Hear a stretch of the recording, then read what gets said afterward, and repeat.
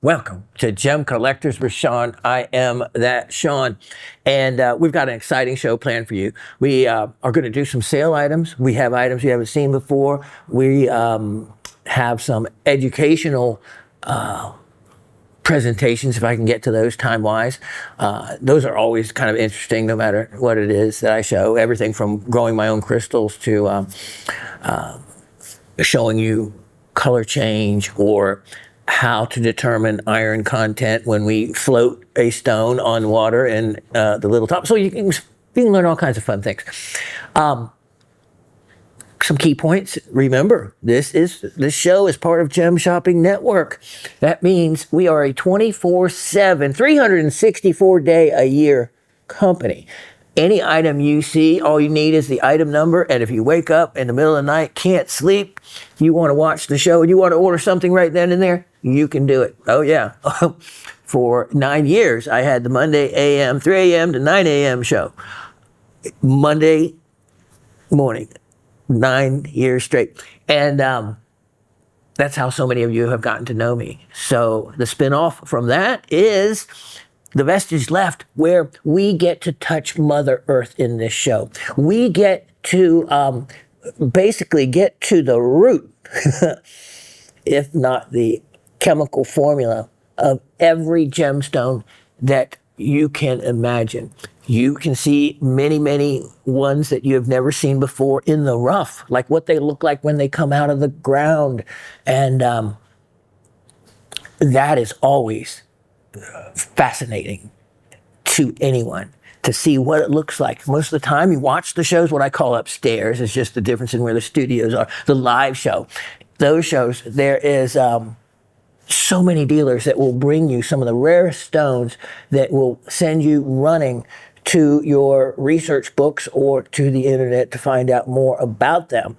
In this show, you may get to see what it looked like before it was ever cut, and all the information that goes with it, and what it took a lot of times for it to come out of the ground. Our CEO and I had a great discussion the other day, and he was just overwhelmed to see a piece of petrified wood and pyrite, just two of the basics, and then they were easy, and he is really sharp. When I was talking about a piece of hematite, there's a root to so many gemstones that gives you a hint as to what the mineral or gemstone is. And those two I randomly picked because they were from my Made in America collection, and I thought his office needed a little sprucing up. Arizona petrified wood. If you've never actually held a piece of petrified wood and realized that at one point in this piece, in this rock's life, that it was an organic limb or part of a living tree, and then you see the rock, you see the rings in it, and that should enlighten everybody. It certainly did him. And then, of course, he wanted more information and just was taking notes. Petrified wood is easy to understand in a way. The hematite. Okay, so we all know what hematite can look like. It can look like that bright, shiny, metallic silver because it is just an iron oxide. Or it can be what has colored most of all of the South in red clay, which is basically still hematite, an iron oxide in those feldspar clays, the mixture of them creating that red, that famous red dirt. For those of you who haven't been here, when you step into red dirt, you know you're in the South. And so when talking to him, he quickly figured out the relationship of the word hematite to the word hema and hemoglobin, red blood cell, because hematite mostly is red. So see, that's where a mineral's name to me becomes very useful. It gives you information. And it's not like you have to look it up, because most people know hemoglobin, or, if you have some science background. The other one was in the word pyrite, the word pyre, P-Y-R. And so I was, telling him the root of that word and why it was named that way. Of course, we all know it as fool's gold, but PYR, an easy way to remember a property of pyrite, is the root of its word, which it means fire, PYR, fire, basically. And why? or how, or a association to remember the meaning of it was easy. You know what the word would be that will always make you remember a property of pyrite? So a property of pyrite is it can make fire. You strike pyrite with a metallic object or quartz and it will create a spark, hence fire. Pyrite, along with flint, the flintlocks striking metal, creating a spark which lit off the pan of powder. That powder lit the primary powder behind the old musket rifles and pistols. The early ones, people don't realize what it took to shoot a bullet then. I mean, I would imagine that you do good at a 50% rate, any kind of moisture, because it had to create a spark that lit a small area of powder, which then lit the large area. No wonder you had, and it wasn't smokeless powder. You didn't know if you hit your object until the smoke cleared. And I do know about that because I have had and have those type of armaments, let's just call them, and am quite familiar with how they work. Of course, I would be real familiar with, how the part when a rock gets involved. A flintlock. People say the word flintlock, it never really dawns on them. Flint. Well, how does flint involve there? Creating the spark. Pyrite, and it would have to be replaced quite often. So a old gun had to be maintained because sometimes that piece of flint, one strike, and yeah, it'll make a spark, but it can also easily create a break in the flint as pyrite as well. So, but here's the word, the connection that's easy to remember because a lot of people know this word is something negative. Pyromaniac. There you go. Pyromaniac.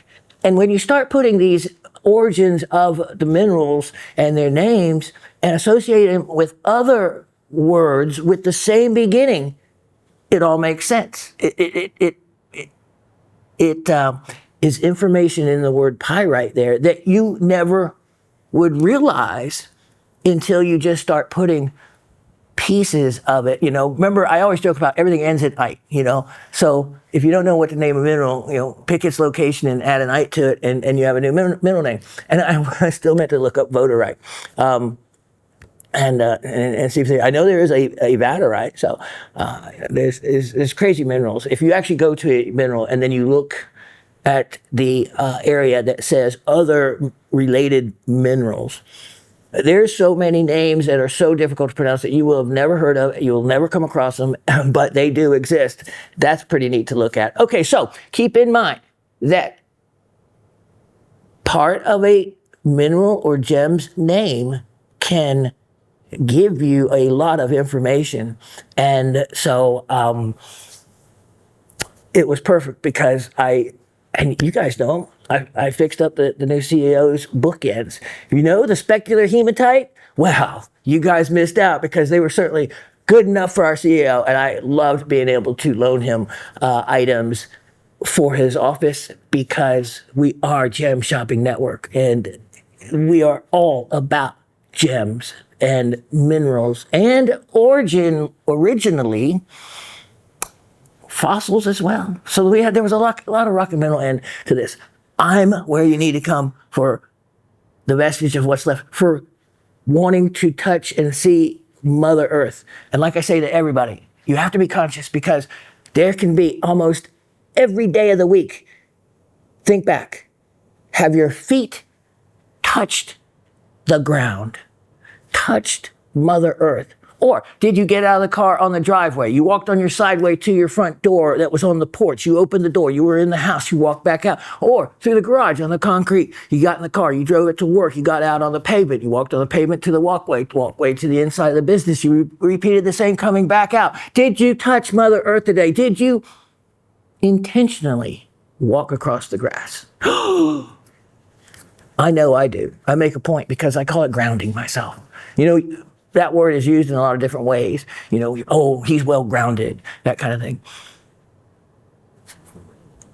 All of our bodies carry an electrical charge of one form or another. Electrical charges need to be grounded. That's what that third little part of a plug is when you get a three-way plug, it is the grounding part of the plug. Ground yourself to Mother Earth as it being a natural electrical charge. Step on the grass. Pick up a rock. Touch a tree limb. That's my word for diatribe for the day. Okay, let's get to the trivia and then to the comments. First, the trivia questions. Now, well, I'll tell you in a minute. Let's do the question. Okay, the questions were, what is Bitonite named for? And I'll give you the answers at the same time. Bitonite was that yellow feldspar that I showcased, and it is one of the feldspars between anorthite and albite in that range, and it has to depend on the percentage of calcium and sodium relative to each. And the name was actually, its name came from the original name for Ottawa, Canada, was Bytown. And I learned something when I first read that. So, what is Bitonite named for? Ottawa. Number 2, what is the other official name for black spinel? And I say other because pretty much we all say black spinel. Very few people know it as pleonast. Yeah, pleonast. Everybody got that right. You did real well. Number 3, what is the metal that hemimorphite contains in its chemical formula? It is the sister or brother, or however way you want to look at it, to smithsonite. Remember how I talk about all the carbonates? Calcium carbonate is calcite, copper carbonate is malachite, or it could be azurite. Name any metal. Iron carbonate is going to be siderite. Manganese carbonate is going to be rhodochrosite. So, what is the zinc carbonate? That's smithsonite. The other side to it is what is the silicate, because almost all of those will have a silicate to go along with it. In other words, there'll be a copper carbonate and there'll be a copper silicate. And in the case of copper, dioptase can be one of the copper silicates. A lot of times, depending on the formula, there's multiple copper silicates or copper carbonates, but there is not always, there's not more than one manganese carbonate, which is rhodochrosite. It's neat to see that there's usually a carbonate and a silicate. So the silicate to zinc is hemimorphite. That is the answer we are looking for, is zinc. What is the metal associated with hemimorphite? And okay, so let's get to the comments. The first one is from Mr. Anthony in Massachusetts. Hello all, amazing items, great show. I was sure that was mere, yeah, okay. Yeah, So those were the questions. I confused myself. Anthony was the first one on both. So we have Mr. Anthony from Massachusetts getting all the trivia questions correct, but omitting or opting out of the prize. And no one has to do that. Some do it if they have recently won.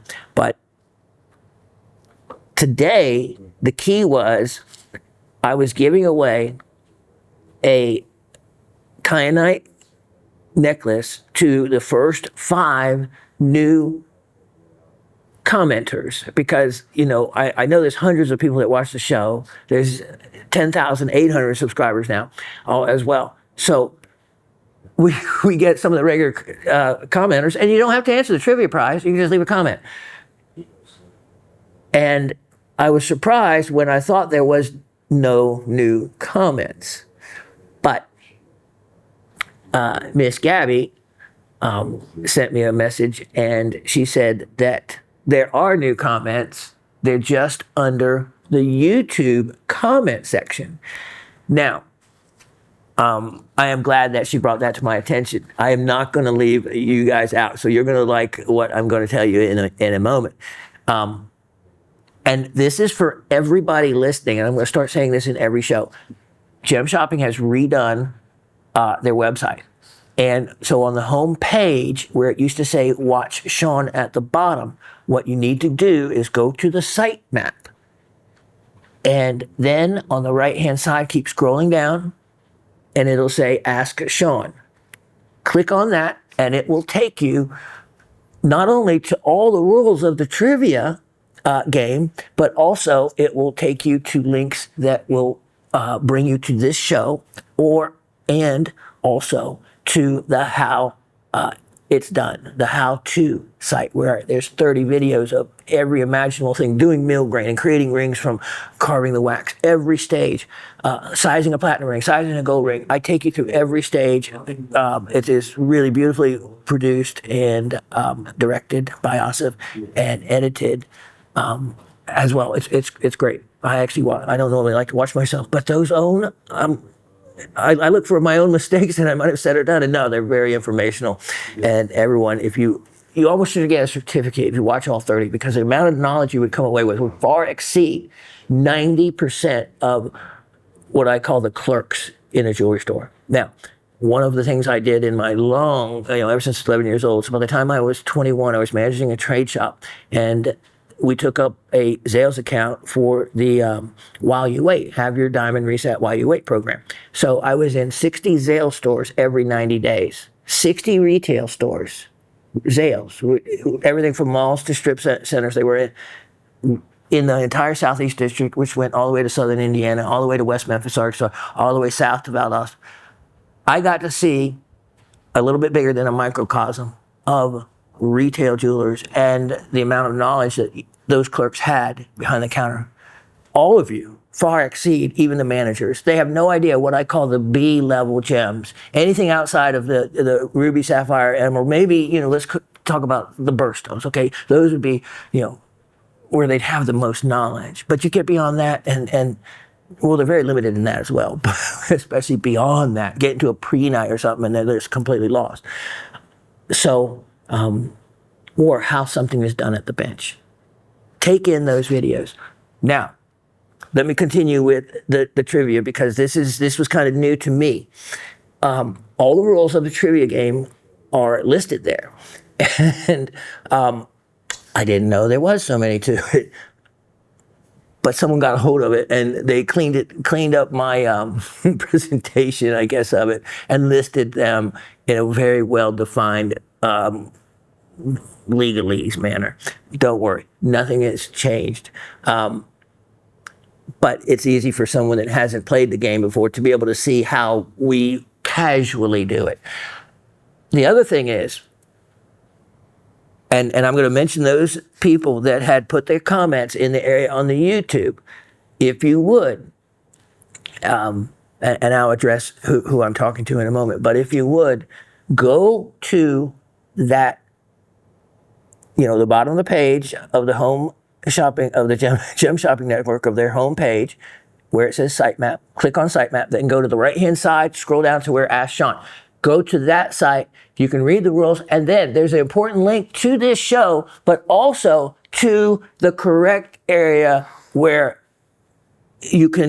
where I need you to leave the comments, put it that way, where I need you to if you want to do the trivia, do that, and you can see what's required to do it. Because remember, we have to send a prize to you. So let me actually name those 4 new people. I said 5, so we had 4 new commenters. But if you would go to the very easy site, and all of those of you who have been commenting, it's a lot easier for you, because Gem Shopping Network changed its email address. Instead of Shawn at gemshoppingnetwork.com, it is now, it was shortened to gemshopping.com. Then it's been shortened to Shawn at gems.com. How's that? How's that for ease? Shawn, and I did a test, it actually works.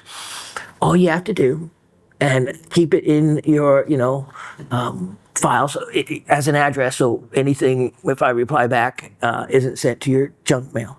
Shawn at gems.com. Now, those of you that are still using gemshopping.com, gemshoppingnetwork.com, gemshopping.com, those will still get to me. But make it easy on yourself. Change it to Shawn at gems.com. So, and the information you had, I'm taking from, that I have, is only the information that the 4 of you put in the comment section on the YouTube site. So I don't even know your actual name. I just know the nickname you use on YouTube. The names I'm going to announce are the winners that get, check this out, one of these, and since I was giving away 4 of them are gone, so I'll make sure that they're the 4 biggest ones. Kyanite, which is a polymorph of sillimanite and andalusite, meaning same chemical formula, just a different crystal system. And the real neat thing about kyanite is its fluorescence, red fluorescence. So quite stunning. Not everyone will fluoresce as strong as others. It depends on the exact chemical makeup. It also depends on location. I think it was it Miss Cindy? Anyway, one of the regular commenters noticed that her specimen, where she got hers from, was close to mine, which was in, I think, Virginia, and they fluoresced a lot more red, both of them, than ones from Brazil or other locations. Okay, so these 4 names are the ones that I need you to go to Shawn at gems.com and the information that you need to provide so we can mail you the free item, free of charge, no shipping, no anything. You get it free. But please give us the information. Go to the sitemap, go to Ask Shawn, go to that site, and there'll be what is needed under the rules for the trivia game. So you can read the rules if you want. And they're bendable, by the way. And so, and always usually to your favor. Today will be one of those days. So, so you can read the rules if you want, but in that area will be the information that you need to provide, and you can just send it back to me, and I will forward it on to the inventory department and customer service so that you can receive the free item. So the people that need to give that information to, go to the sitemap, look me up, provide the information needed. We are going to get the item to you, the winners, so to speak. And I hope you become more of a regular commenter. And if any of you left an answer to any of the trivia there, I might not have gotten it in past, if it was beyond last week. So I apologize for that. But this is Shawn at gems.com. Yeah, gems, plural. Yes. Thank you also for answering the question. I was going to make sure. Shawn at gems.com, plural.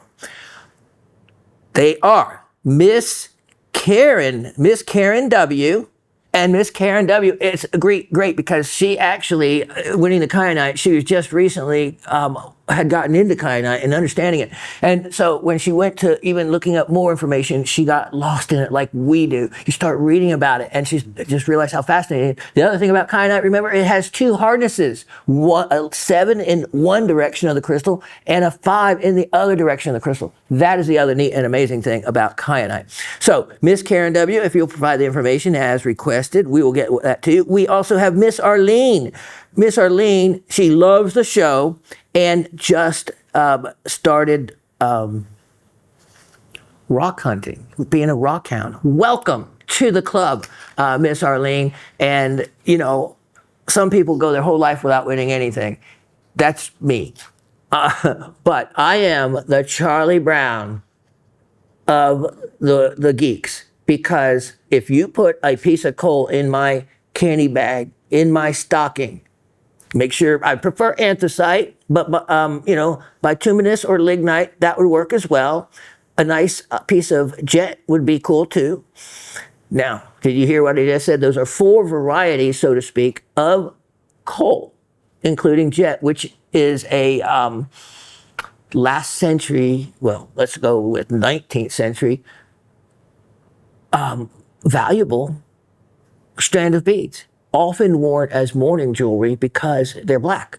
And I've seen them kind of like roughly faceted, just really, really neat. Jet is collectible and has a value, an antique value, if it's an older strand. So when people say coal, it's not just coal. And remember, take a piece of coal, if you're Superman, put it in your hand, squeeze hard, generate a lot of heat, and you come out with a diamond, right? Well, that's the way Superman can do it. But remember, carbon is the base element of all your coal and diamond as well. It is the softest element as in graphite, and it is the hardest element as in diamond. Both pure carbon. Isn't that amazing? It just has to do with crystallization of that element. Okay, so we had Miss Karen W., Miss Arlene. Welcome to rock hunting, by the way, Miss Arlene. I hope, I don't know where you're from, but I'd love to know, because everyone just usually in the comments puts their name and where they're from, so I can always talk about your local geology. Then we have, and I apologize if I don't pronounce this right, but it is Sujay, S-U-J-E-Y. He left a comment as well, his first time commenting. So Sujay, and then it's kind of like Bermuda, so I just want to say enough that you know it's you that has won, so you can go provide the information so we can send the item to you.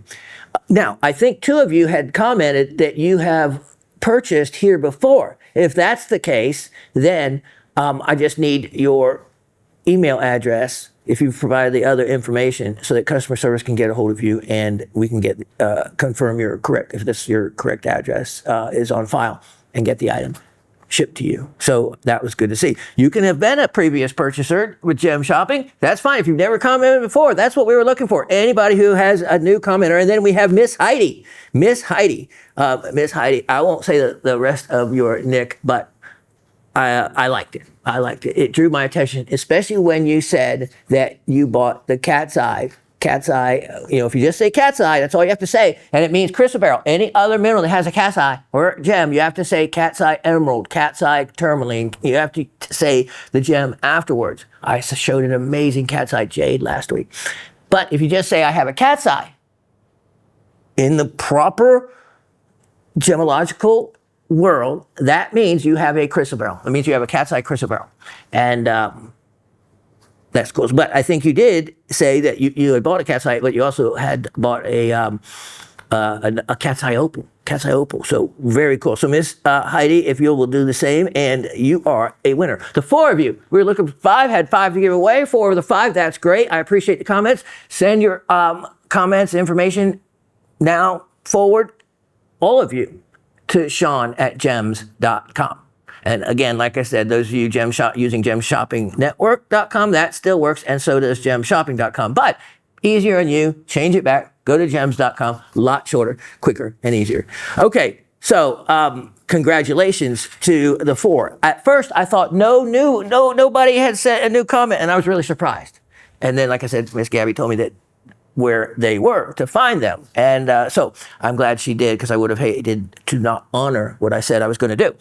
And this way I can. Okay, let's see. So I went through the questions, and now let's do the comments. So starting off, Mr. Anthony goes on to say, after getting the trivia all correct, I snagged the fire agate and the sugilite. See that? It's easy to slip up and say sugilite, but no, it's a hard G. Sugilite, Kenichi Sugi, in 1944, 1945, discovered it first in Japan. Then, of course, the beautiful, great material was discovered, or had been known, in the Kalahari manganese field as part, of course, of the mining process, and found that amazing purple material.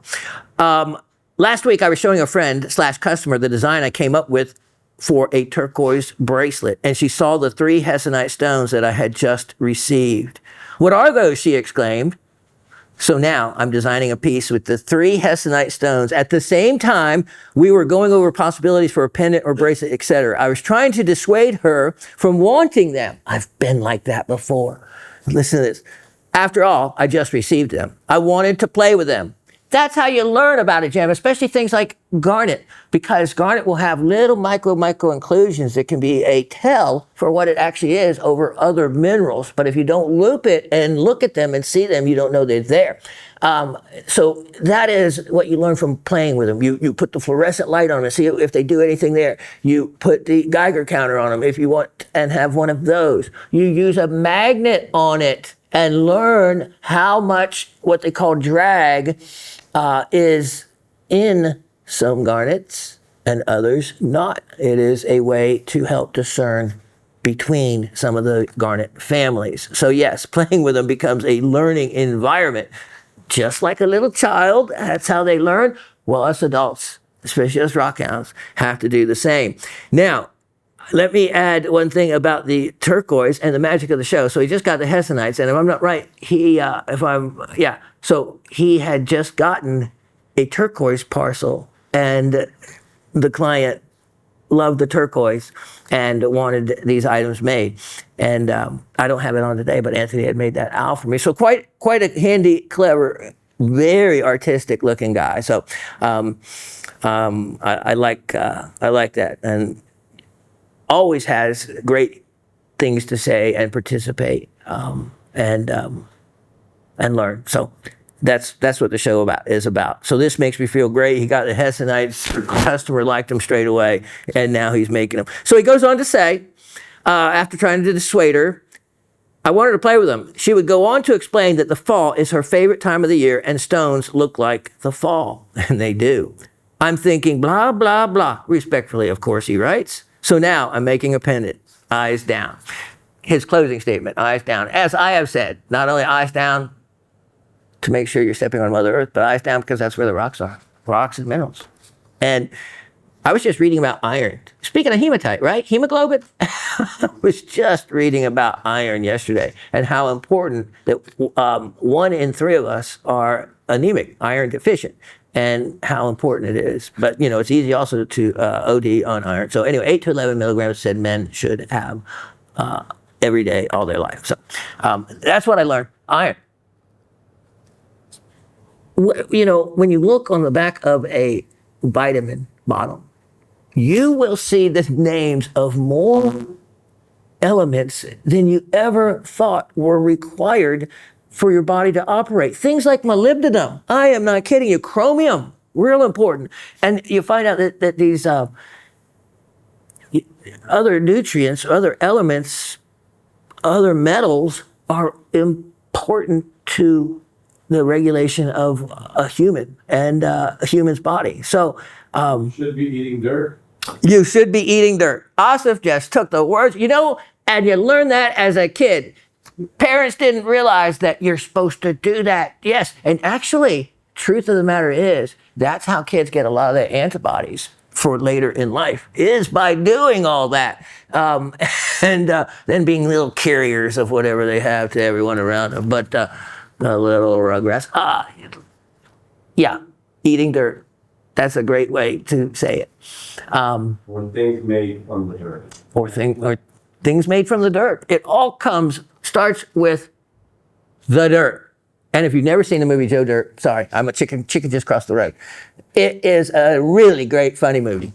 And I would normally say that because, of course, what's that haircut? Mullet. The mullet. If you ever, and that's how, I didn't know what a mullet looked like, and I want to make sure I never had one of those, especially if you live in the South.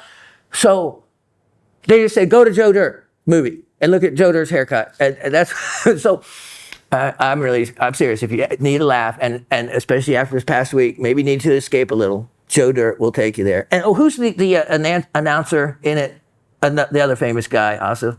Snyder? No, the guy that's interviewing him during the whole movie. I got it. Yeah. No. Yeah, it's a funny comedian that plays the role of a moderator, kind of in between, explaining Joe Dirt's life, and as it goes on, really well done, really well done. Christopher Walken in it, Yeah, he's a... and then there's also a funny comedian. Dennis Miller? That's it, Dennis Miller. Thank you. That would have bothered me. Dennis Miller kind of narrates it in between, and so I won't spoil it for you, but watch it.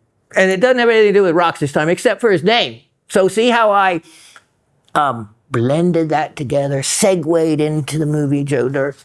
It's all about rocks and minerals here. But your customer, Mr. Anthony, exactly. Fall, Hessenites, perfect colors for fall. Miss Barber goes on to say, hi, Professor Shawn, Raven, GSN crew, and the whole rock family. Guess my last email didn't make the cutoff. Well, even if you send an email and it's past the cutoff, I would put it in the next week's show. I feel terrible because, Miss Barber, I did not get any email. And that's why it wasn't in last week's show. And I went back to look to make sure I didn't miss it. And, of course, it wouldn't go to spam because you're a regular, and I make sure of that. So I didn't get the email. but I would hate to miss it. So why don't you send me that email just so I can see what you wrote again? Yeah. Hope everybody cast their votes and got the outcome of their choice as I write this on election day. We'll just skip that part. Wonderfully varied show. Something for everyone. And it's quite true that several dealers upstairs, that's what I was referring to meaning earlier, was the live shows. So this is a podcast, so I shoot it like a live show because we actually never stop. In 358 shows, never once did I say, oh, I don't like what I said, let me redo that. Or Austin has never said, oh, you can't say that, Shawn, let's redo that. No, we both know our jobs, and we know, how to do a show correctly. And it makes it great because it's smoother if you just shoot it like a live show. That's all I know. So what you see is what you get. If I sound stupid, I sound stupid. There's no cleaning up here. Yep, no 7-second delay. We couldn't put Raven on the air, probably for that reason. A little sailor girl there. Okay. And it's quite true that several dealers upstairs can be relied upon to bring in rare and unusual stones. I'm especially grateful to Amit at Chromia for his trapezies, which we saw last week, the last 2 weeks. Those are the emeralds with the 6 legs of carbon in them.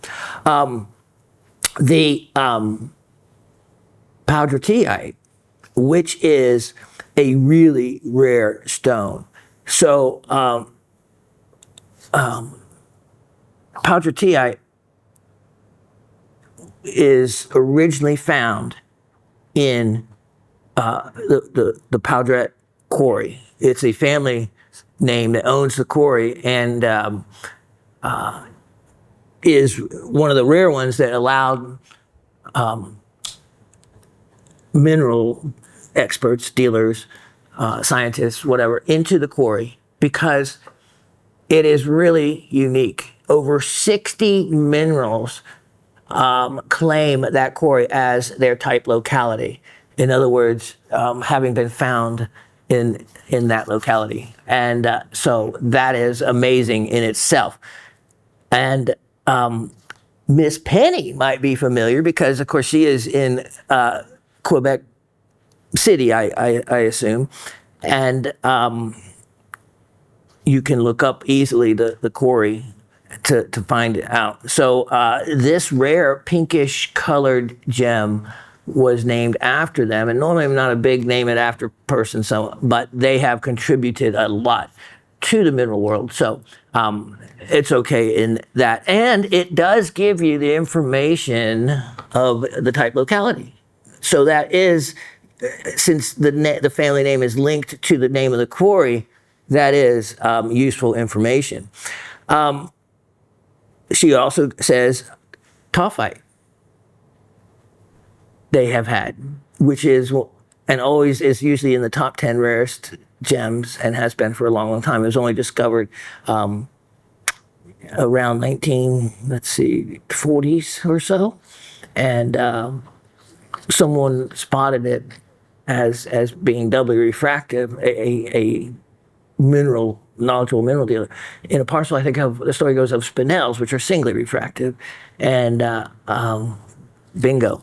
So tophyte and conch pearls.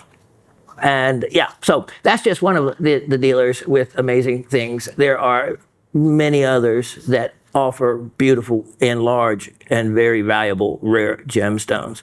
So yeah, so the powdertite is a potassium sodium borate, I guess you would call it. So kind of different. Got my little rose quartz frog, perfect souvenir of my visit to the hog mine. Now, Miss Barbara, you're up there in Brooklyn. What are you doing in these mines down here in the South? How are you working that out?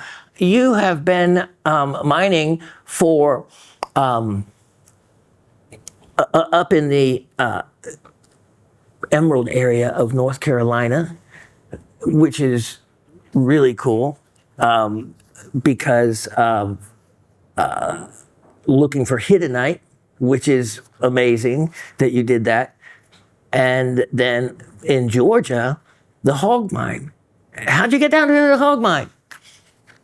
I haven't been there, but I've been to Jackson's Crossroads and other mines, but I haven't gotten there. But I have that wonderful Quartz King of Georgia dealer friend of mine that associated with everything, and he has a great carver.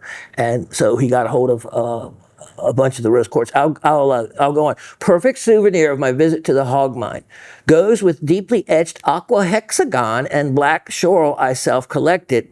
That's fair. A lot of people can go to that mine and rose quartz maybe they'll find, but the good stuff, really very rare that someone comes out with anything so on that end. So that's great that you found that. Shame the last two were so decomposed. That's part of it. Made them easy to extract, but took the quality way down, yeah. But that's the natural process of weathering in action. Thank goodness the massive rose quartz is untouched. Yeah, it's tough to weather massive quartz. And remember, rose quartz, extremely rare to come in crystal form, even though I've had a couple pieces. As to the trivia, Bytown became Ottawa, Pleonastus black spinel, and zinc is the metal in hemimorphite, and its look-alike cousin smithsonite. Come on and join us with comments and trivia tries, everybody. We don't bite, and the prizes are generous. That's what it even said on the trivia site, which I'd never read before. But it was interesting to read the rules of my game.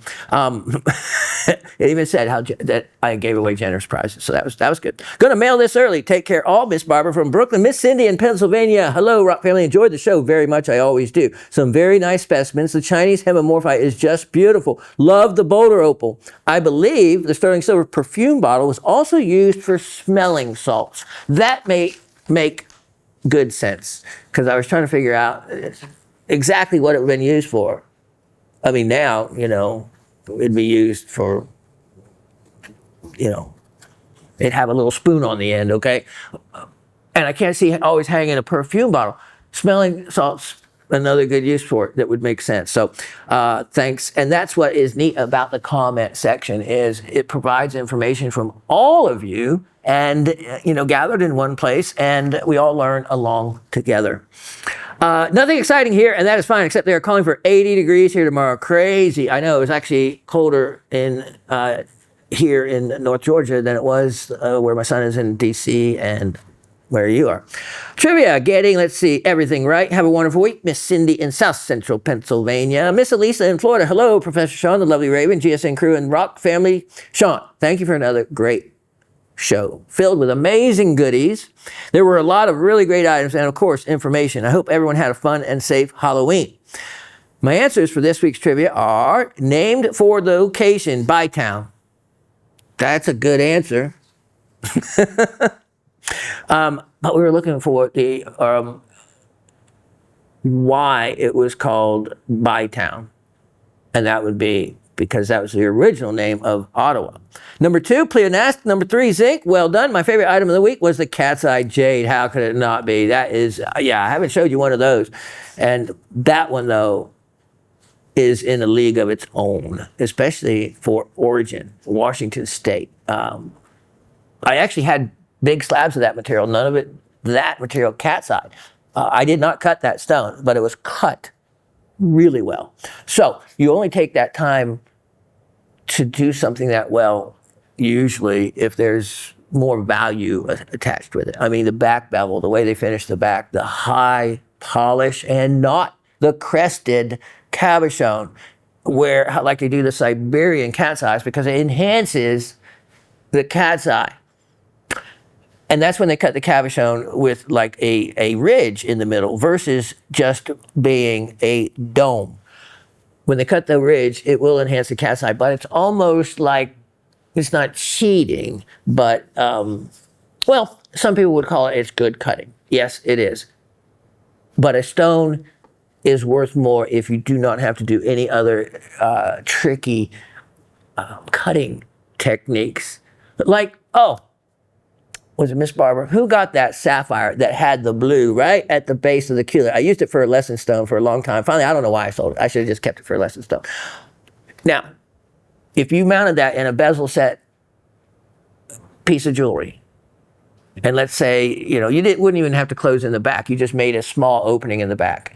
So if you looked in the back, all you would see is the blue culet.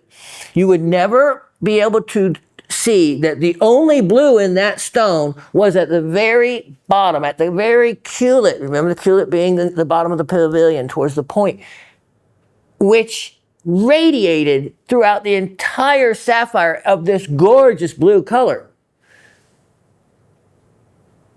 once you mount it, if you mount it like that, that is with intent to deceive. And that is wrong. So that's where cutting is a great job cutting it,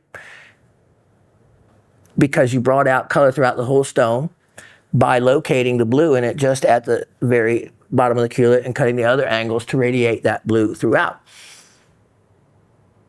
It's when you go and set the stone so as no one can see that, because yes, it does make the stone less valuable if only a little tiny part of it is blue and the rest beautiful clear.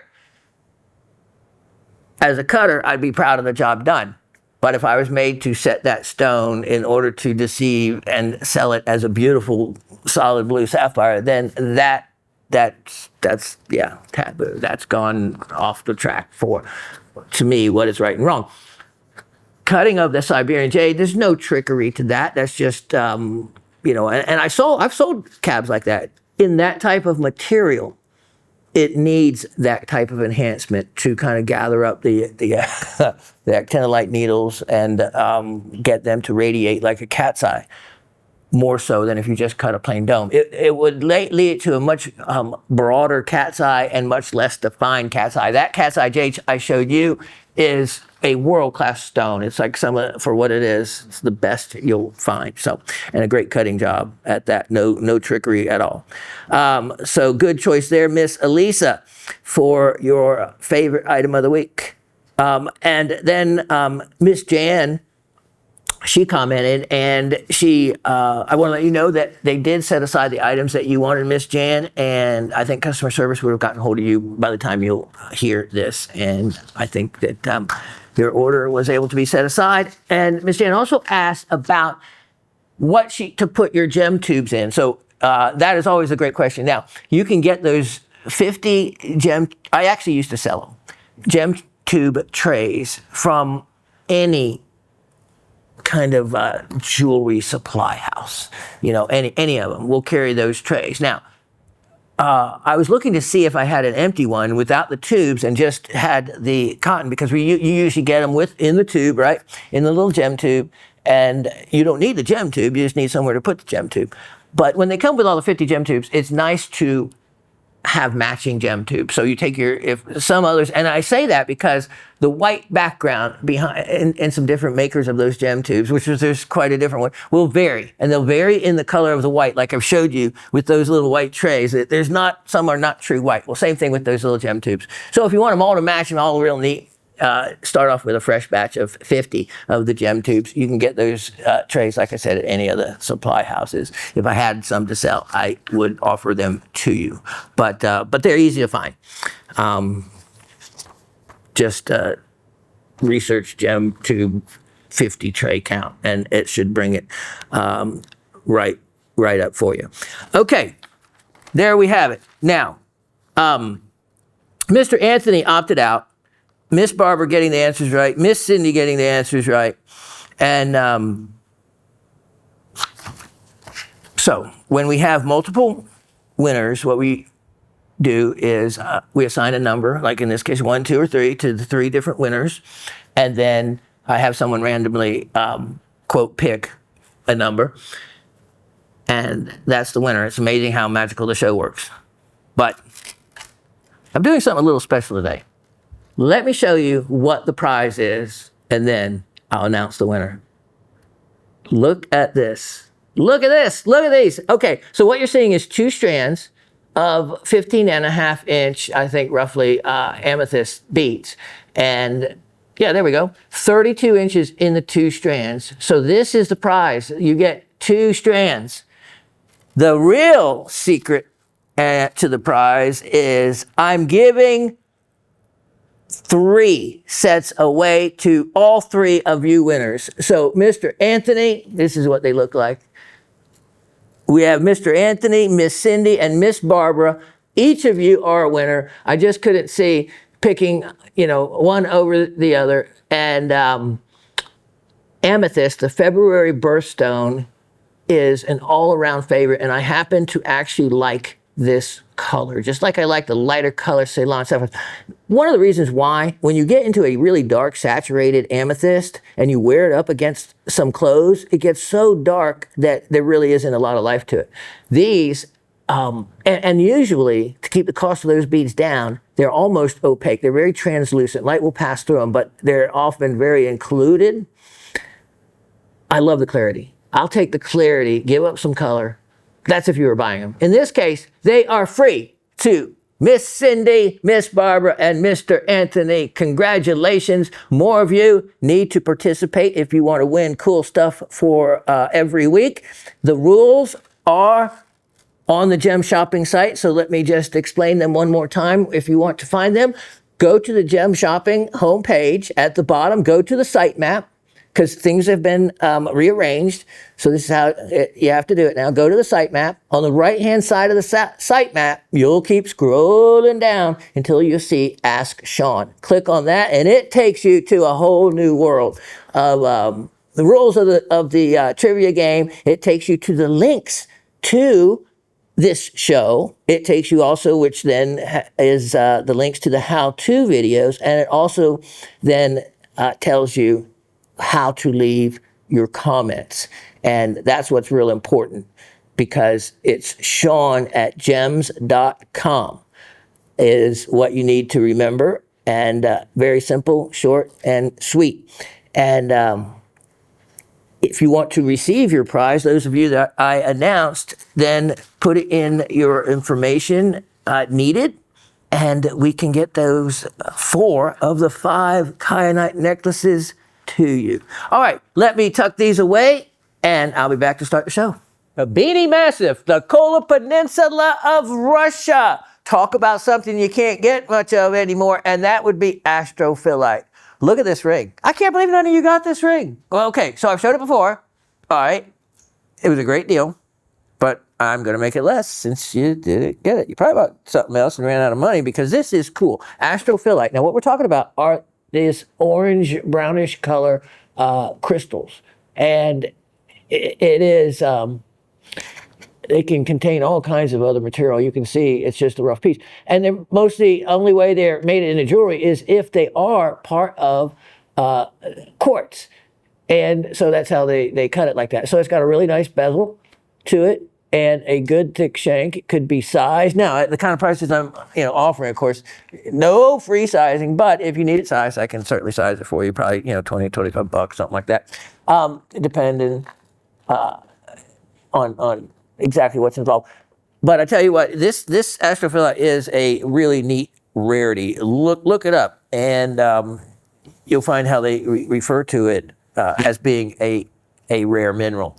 And really, from that location, it is really the only place that quality is such, and the way it is in with the quartz, that it can be used as a cabochon or as a piece of jewelry. This is an estate ring. I am going to make this item. Have you seen silver, price of silver lately? Wow. And gold. Only,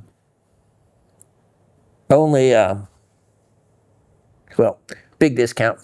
$68, only $68, and that is a men's or ladies ring. You can see it next to my garnet ring and the nice size that the piece is. So this is a unique rarity, and that is one that under magnification to see the crystals of the astrophyllite is remarkable. Remarkable. Wonderful specimen made as jewelry, and you can't really hurt it, so to speak. It's not like a polished dome of the material where it could be dinged or dented. Okay, now, let's see. Next, this item. This is a jewel, literally. 1198, 124. And now, literally a jewel, because I have, let me show you, a incredible sapphire crystal. Look at this. Look at this. And how beautiful is that? Now, this is Tanzanian material, and it's from the Windsor region, so different from Umba, but still, of course, in Tanzania, where so many jewels are found. You can see it shows off its nice, look at that 6-sided hexagonal crystal system, has a beautiful purplish pink color tone. It captured perfectly by Latif for its color tone. Let me do a little backlighting there just so you can see. Look at the clarity to that. Wow. Yeah, that's a little bit better than translucent. That's more translucent to transparent. And that would be one to have a lot of fun with by looking. Look at that on the other side. So you can see it's a nicely terminated, meaning the crystal is not broken. It is finished and flat on that side and finished on this side with maybe a little bit of etching right there, but still it is the termination of the crystal. Okay, so this is a valuable crystal, could be made into jewelry, or what a great piece for the collection. And I am going to mark it down, sale price it for only, well, we're going to sell that for $44. $44 on that one. Big opportunity. If you like collecting sapphires, then that's one for you. Now, I said I was going to do a little educational segment. So let's look at item 11,975.24. 11,975.24. And okay, so here it is. Hydrophane opal. So we're going to be talking about Ethiopian opal. Let me show you. This is a parcel I have. All right, now this parcel of opal has been sitting in a plastic bag for an amount of time. You know, it's probably been a couple of months and whatnot. So not exposed to any water, sealed in a plastic bag. All right, let's look at these and kind of generally remember what they look like now. All right, look at the fire. Look at the color coming out of that. I mean, you can see that it looks kind of like a Cooper-Pedy opal might. You can see the reds. Look at the flash in this one. Okay, but they all appear to be opaque, like most opals, right? All right, we're going to set that one aside for a moment. Look at this one. Again, beautiful fire, and it looks like on a white base.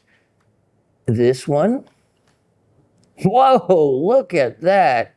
That needs to, yeah, that color is blowing the iris out right there.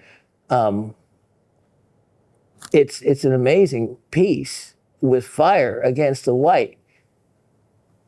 I wonder what that would cut. Then this, here is a piece of original Maseso opal that was the first type of opal that was found in Ethiopia in the 1990s. And the problem with it, it often crays. So there was very oftentimes, you know, it wasn't brought into the market for any retail use because of that. But still, it made some amazing specimens. And if you're an opal collector, a piece of Maseso opal is a must. Okay, so the last one. When I saw this one, it just looked really kind of whitish and chalky. And I thought, wow, I have a feeling that that is going to absorb a lot of water. Okay. You see these? All right, you see what they look like? Non-transparent. And I don't know the end result exactly myself. I just have a feeling. So I'm going to keep this one set aside.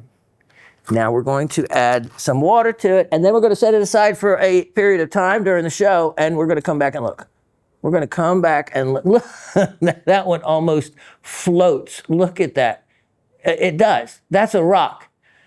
It is, in other words, that's really kind of weird. Giving up so much of its moisture that it is a lighter specific gravity, it seems, than the water.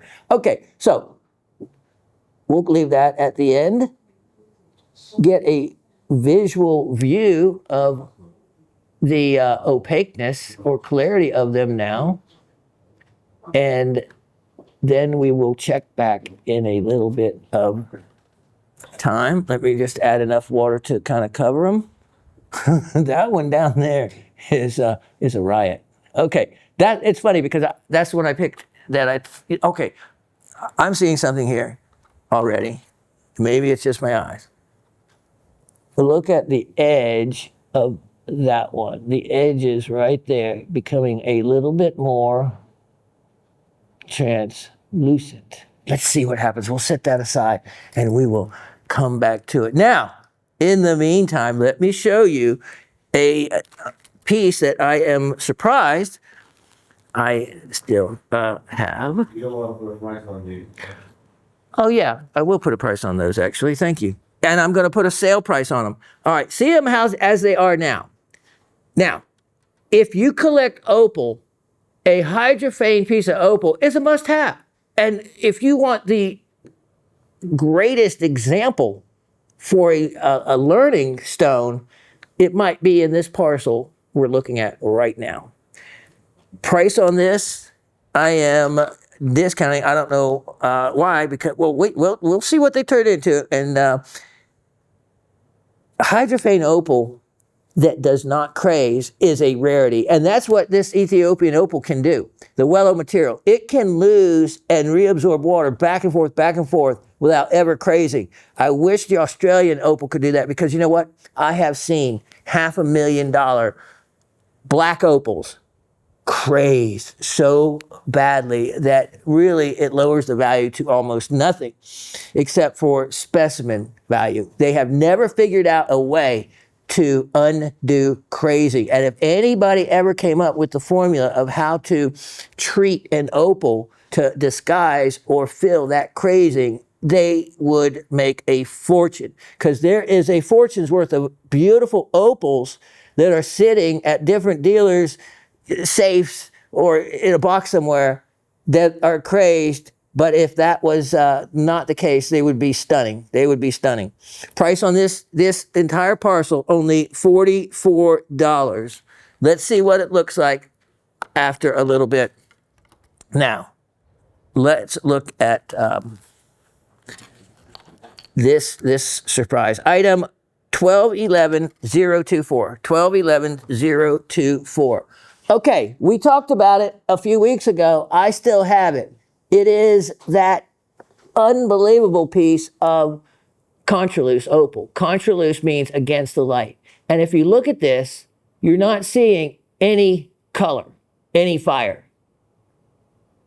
And that's, kind of disguising. This is a facet grade quality piece, but against the light, meaning you hold the light behind it. And let's see what, if we could just come this way a little bit there, Chief. Okay, so let's see what we end up with.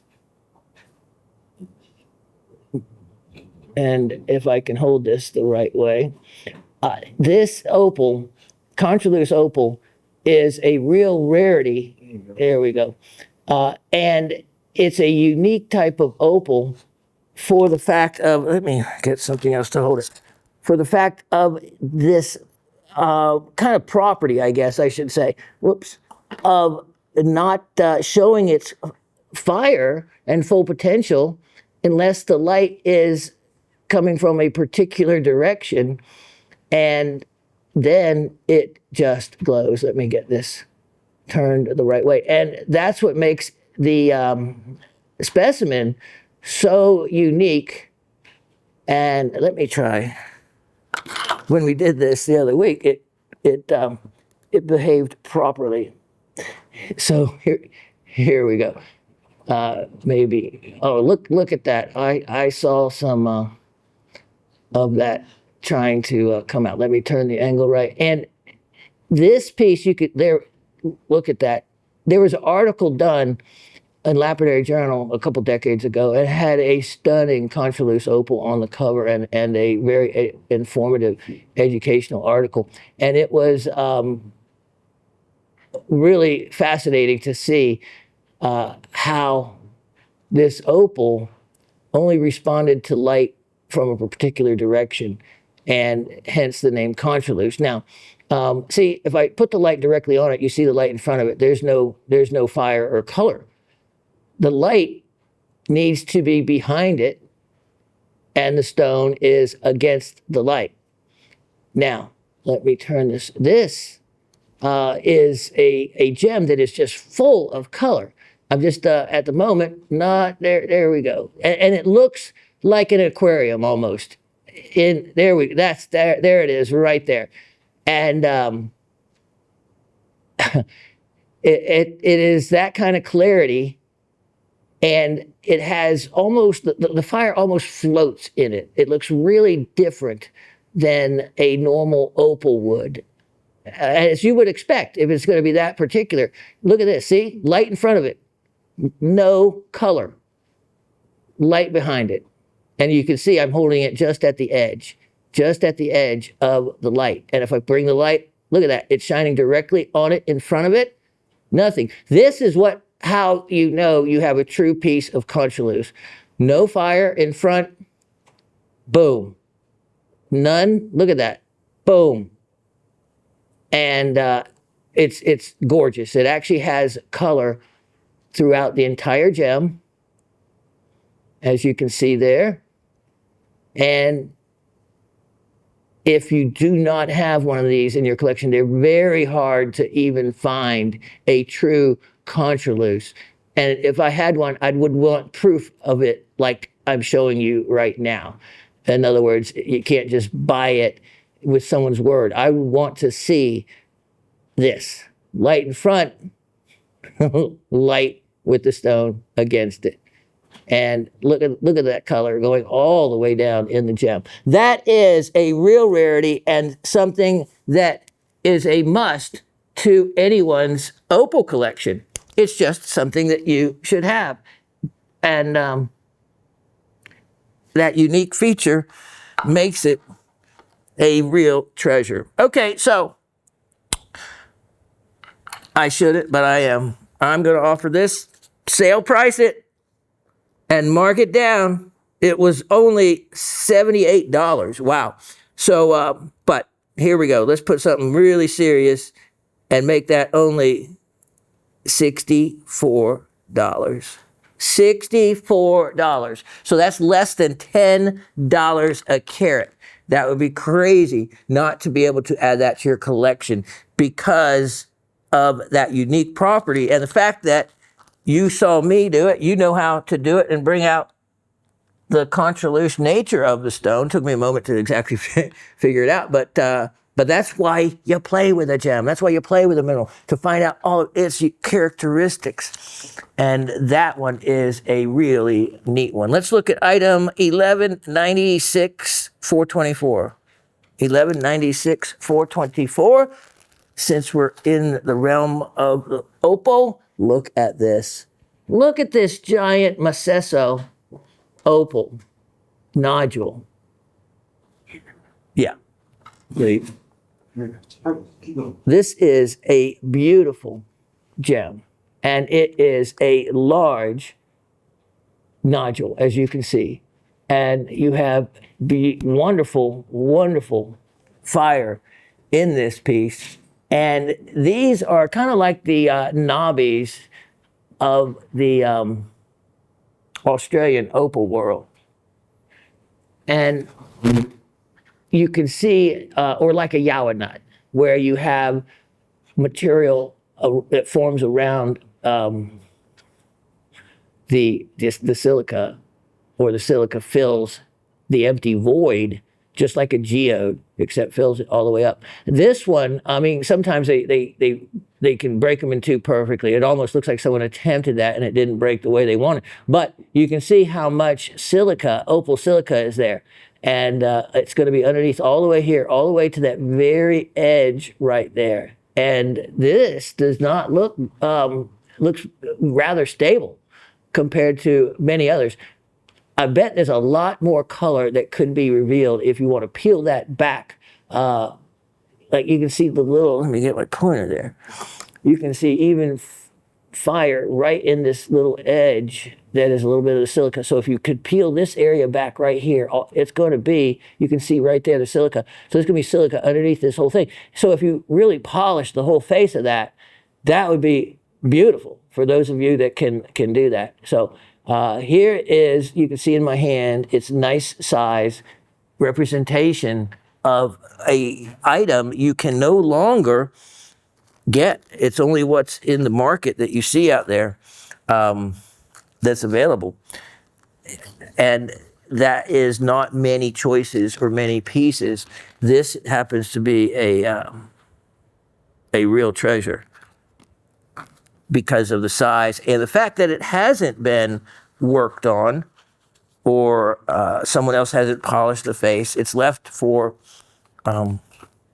someone to either leave it like it is or make something more of it, which I've done. I had opal nodule that, if you remember, I had a beautiful piece and made it into a wire wrapped item, and it was gorgeous. All right, I am sale pricing this one, and you won't believe it. Huge discount. Let's make it only $77. $77. It was $98, which was an amazing opportunity then, but now it's exceptional. Let's look at item 11,968.24. 11,968.24, and let's take a look. We have another choice. Look at this one. So look at the difference in size. And that's what I'm talking about, why you can open this one up to get a lot more silica shown. Or, I mean, you could even take a saw to the face and cut it across this way and have a piece left to do something with or cut, and have a big, nice, flat, open face like this one is. So this one, you can see that those miners, they are amazing. I watched the Lightning Ridge miners when I was in Lightning Ridge crack Queensland boulder opal, and how they know exactly what to do to break it right in between, so you get two sides to it. It's I think there's some kind of art. It's something, you get one shot at it, and these guys, they know what to do. Look at this. So I, of course, have a feeling someone whacked it and really cracked it beautifully, because you can tell it's just a 50-50 nodule. You got about halfway. Stunning color in this. Stunning fire. This is what you really want to see. And the clarity. So you can see that it has a transparent clarity, and the broad range of colors, including the wonderful reds, but it has all the others. And in breaking it with the conchoidal fracture that opal has, that is that scalloped look like glass has, it leaves a natural polish. So it's not been polished or anything. That's just naturally how it looks after it has been opened up. And I'd rather have a natural look than if they would have taken a saw down through the middle. That's more attractive. Now, I see maybe a little crazing, but let me show you.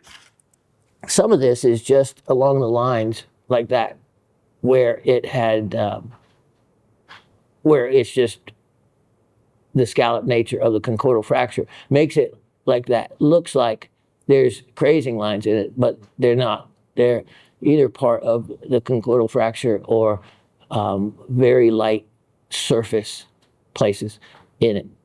So if you wanted to polish that face flat, I have a feeling it would come out really clean. But of course, it looks beautiful as it is now. And I am sale pricing this guy and going to take it from the amazing opportunity of $77, especially a piece of that quality. And let's go ahead and make this one only $58. Wow. Wow. Again, a must for anybody's collection, or if you put several together, it creates a really neat display look. Let's look at $11.99, $124. $11.99, $124. Now, this This, I love crystals in matrix, and this is a classic. Look at that. That is a classic aquamarine in quartz. And it's funny because Raven's birthstone is aquamarine, and years ago, I gave her for her birthday a, she had already had aquamarine crystals, but nothing in matrix. And I gave her one just like this in matrix, except the aquamarine crystal is about 6 inches long or 7 inches long. It's in a cabinet-sized quality piece of quartz. Beautiful, just like this, except just scaled way up. And of course, it was going to be more. So this, by way of value and price, is going to be an amazing deal for someone that wants aquamarine. Look at that, the March birthstone in a, oh, look at that, another little extra crystal on the back side. How neat is that? So, a wonderful, wonderful specimen. And I have this priced, I would say, to sell, since it's only going to be $38. $38. Go to a gem and mineral show and see what something like that would set you back in a specimen. I assure you, it would be more than you would want to pay. Okay, let's take a look at the opals and see what they're doing. Here's the opals we put in the water a few minutes ago. Let's see anything happening to them. Remember, all of them were opaque, completely opaque. Look at that. Look at that. That has beautiful clarity. And look at that. I mean, so the white nature of it in minutes is completely gone. And it has gone from opaque to transparent. Look at that piece. Stunning. Now, this is what I want to show you. This was the neat thing about Macesso opal. It's not hydrophane. It doesn't change. It's the same that it ever was. And look at this. Look at the crystalline nature to this. You can see now, look at that, completely through that. That is facet grade of intense fire and color. And if you know how to properly cut this, you could cut it so that there is the dark material behind the opal, darkening it, giving it more of a black opal type of look. But, you know, even if you don't cut them, for specimens, they are as good as Wello material gets. The only difference is some Wello material, some of them are bigger. But by way of color, clarity, and the ability to cut these quality-wise, that's stunning. That's a really jewel. Now, as we keep going, look at this next piece. Look at that. Completely translucent compared to opaque, and fire throughout. That is just one of a stunning piece of material for cutting or as a specimen. Now, remember this one at the end that was floating? It was, look at it now. Look at that now. It was white. It was white. It wasn't just opaque. It was white. Now look at it. It even has the desirable honeycomb structure at the top of it. Look at those like 6-sided honeycomb cells. That is a really neat pattern that you do not find in much of this material, but is sought after. All right, so look at that. Let me see. Let's give you the item number for anybody that wants it now. That is the 1197,524. And it was only, I marked that parcel down to only $44. $44. So you either can have it for educational purposes or at your collection, or you can cut them $44. This is as good of material that you can expect. In other words, the fire doesn't get any better or stronger or intense than what you're seeing in these pieces. And the majority, by far, of Ethiopian opal is hydrophane. Will change depending on the water content.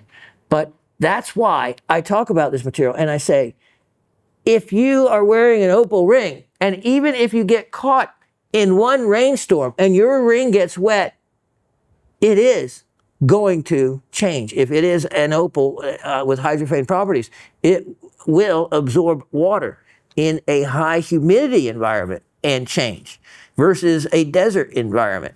So it's a really neat opal because you can weigh it before and weigh it after, and you can actually figure the percent of water that it absorbs by weight.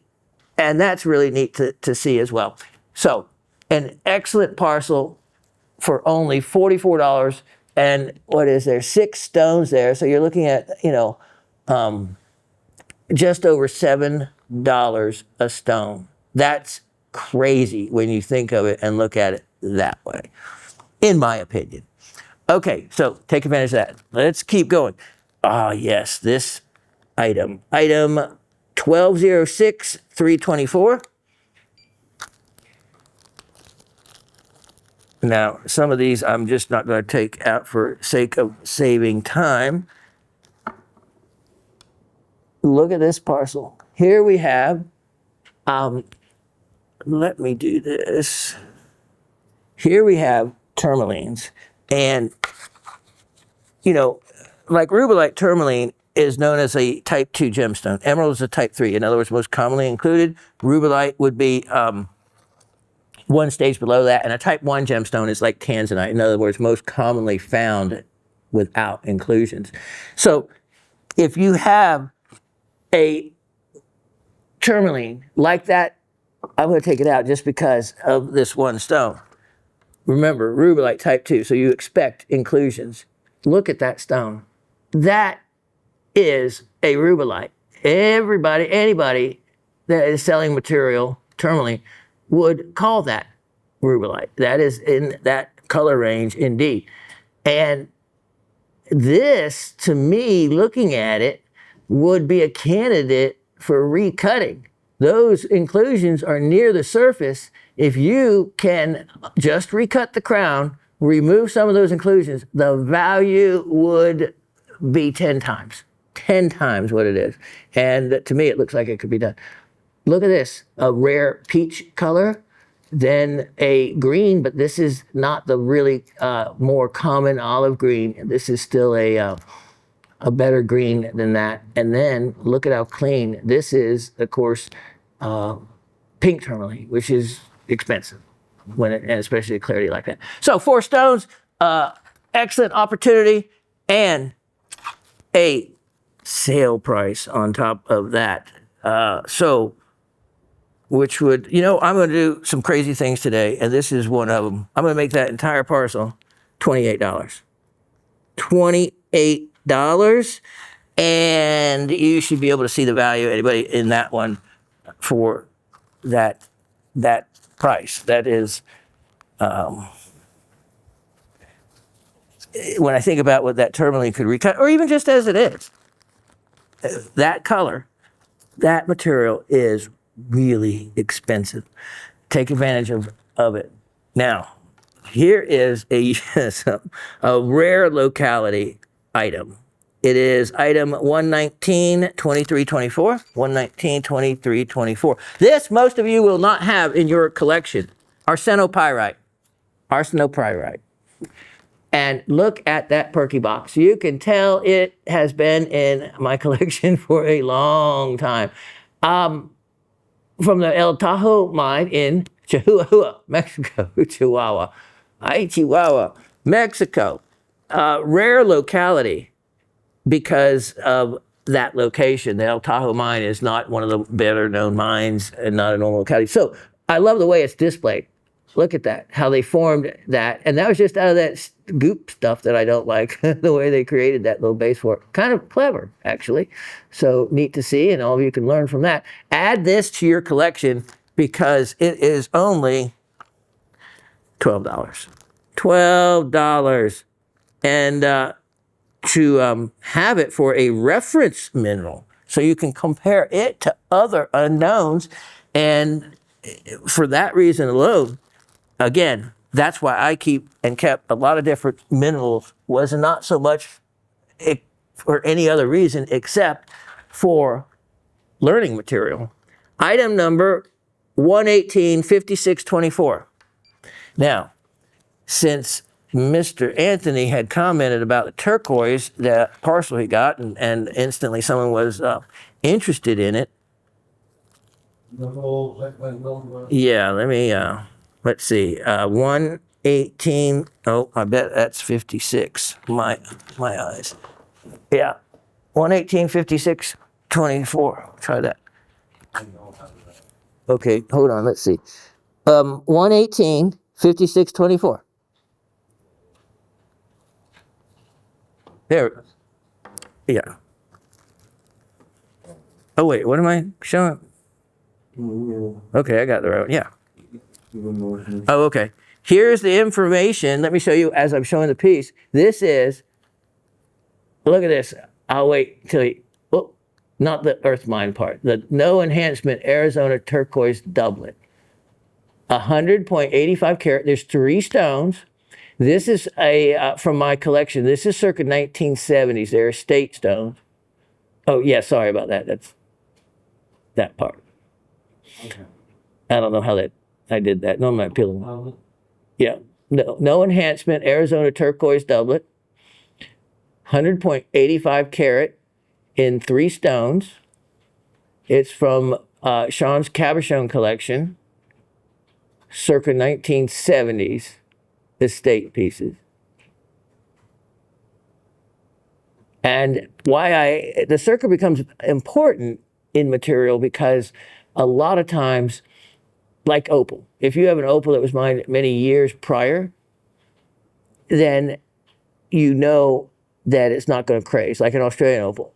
I have seen them mine the material, it sits out on the dump for a couple of days and goes to processing. I think every bit of opal in Australia should be mined and let sit out underneath the baking Australian sun for a year, and then assess it and cut it. And that would cut down on the disappointment of people paying a lot of money for an item, and then it crays on them. And so that can be a problem with opal. If you mine it and go straight to cutting it and then put it into the market, you just really don't know what you get. Look at this. Look at this material. And so, how, the no enhancement, how do I know that? Okay, for one, you can see how thin the layer of turquoise is, and it's been backed with similar material. Off? Yep. And yeah, no problem. And if there is a color treatment to it, you're going to see, like along this line right here, you would see darker blue. You would see, it would be obvious where the dye is absorbed or not absorbed. And it's usually along fracture lines or inclusions. Also, with these mixed colors on the face, you're getting a natural stone. You can see that. You can see when there's imperfections in it from the side, that it's not going to be reconstituted or filled. So there's one of the pieces of turquoise. Let me show you to this parcel. There happens to be an opportunity on 3, and this is old material. And why I say that, it's because turquoise, why they stabilize so much of it is because once it hits the air, once it's brought up out of the ground, it has a way of becoming chalk, very chalky. Now here's another piece. Look at this beautiful green material, just lovely, lovely material. And there is, let's see, so this is a doublet backing, but I'd rather have a doublet than a reconstituted or stabilized piece with resin and whatnot. And if this was a, you can see, even as a doublet, the material tended to dry out and it will pull apart. Now, if it's going to be dyed along these fracture lines, the color would be intensified. You can see that is not there. Now, this might be one that you could recut or just leave it as it is. The difference in the coloring is really neat. It's really a great addition in a collection to have color choices. These are large. You can just drill them and put a bail on them, and you have a piece of jewelry ready to go. The third piece, look at this. Now, like I said, this is old material. Look at this. This is a really nice piece. So you can see that the backside of it was very uneven. A lot of the turquoise is found in thin seams, very similar to opal. But again, opal does better when it's brought to the surface than turquoise. Turquoise does not like outside air or being exposed to it. Again, you can see the face of it. There would be darker color lines in all these little areas if they were messing with the stone. Seeing it backed like this, again, is a sign to me that it is all natural and hasn't been stabilized. If it was, they wouldn't need all of this other material to do that. And it could be, you know, a lot thicker and etc. So here is 3 amazing doublets of old material. And I have a incredible opportunity. The size for turquoise gets really rare to get bigger sizes of quality material. So anyway, I'll make this a sale price opportunity as well, and gonna make it only $68. Only $68 for the 3 pieces. So, you know, that's like $22 each. And again, turquoise, you've seen those blocks of turquoise I have of the fake stuff. It is actually very rare. Of course, it's one of the oldest stones in going back biblical times, going back to early Egyptian times. And of course, it came through from Persia, which is Iran. And of course, we still know Persian turquoise as to be some of the best in the world, but it is really, really almost non-existent anymore. The Arizona turquoise now, to me, is some of the best in the world. And this is old stock and a great opportunity for someone. Okay, let me take a moment here, put some of these items up, and I'll be right back. Look at this collection. Now, if, like Mr. Anthony's client who liked fall colors, this is a great parcel for that. There is, I put this together myself. I put these 4 yellow toned stones as a parcel together because I thought, well, that's really a neat, rare collection. And it is. So we have, look at this. That's a Tanzanian zircon. There is imperial hessonite.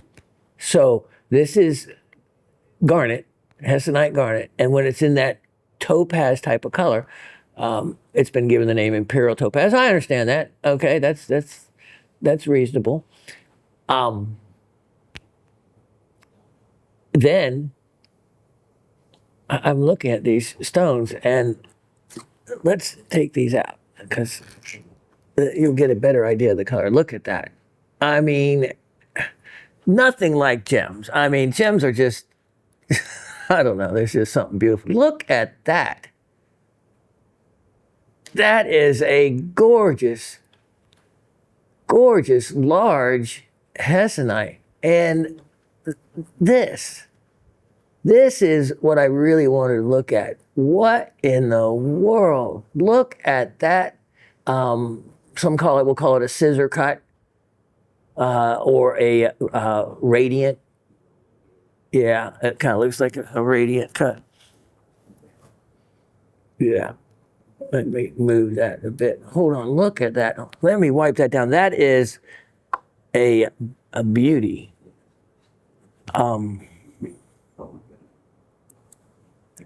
Look at that stone. That is stunning. I wish I could say that I cut it, but I didn't. Okay, let's look at these others. Here is the yellow zircon. And look at the brilliance to that. Of course, being zircon, it would be. And then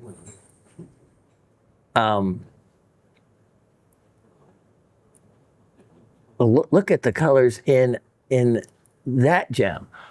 So we have the imperial hessonite, the sapphire. That's what's getting me. Yeah, the sapphire. What in the world?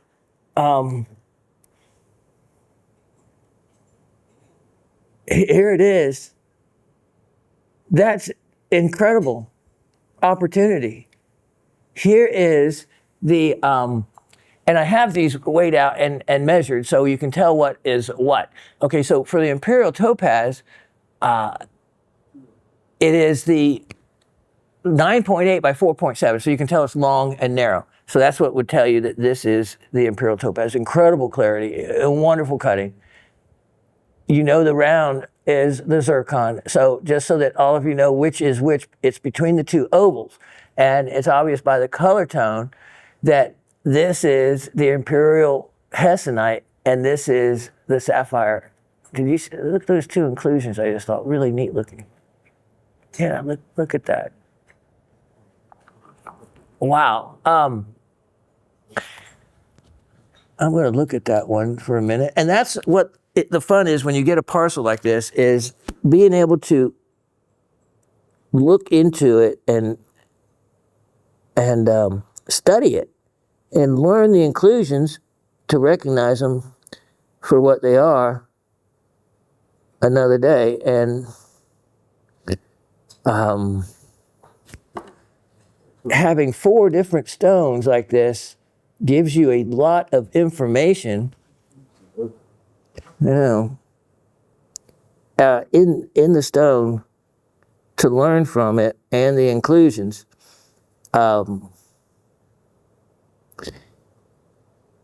So let me change that around. That's why I had to look, and it was the inclusions that told me.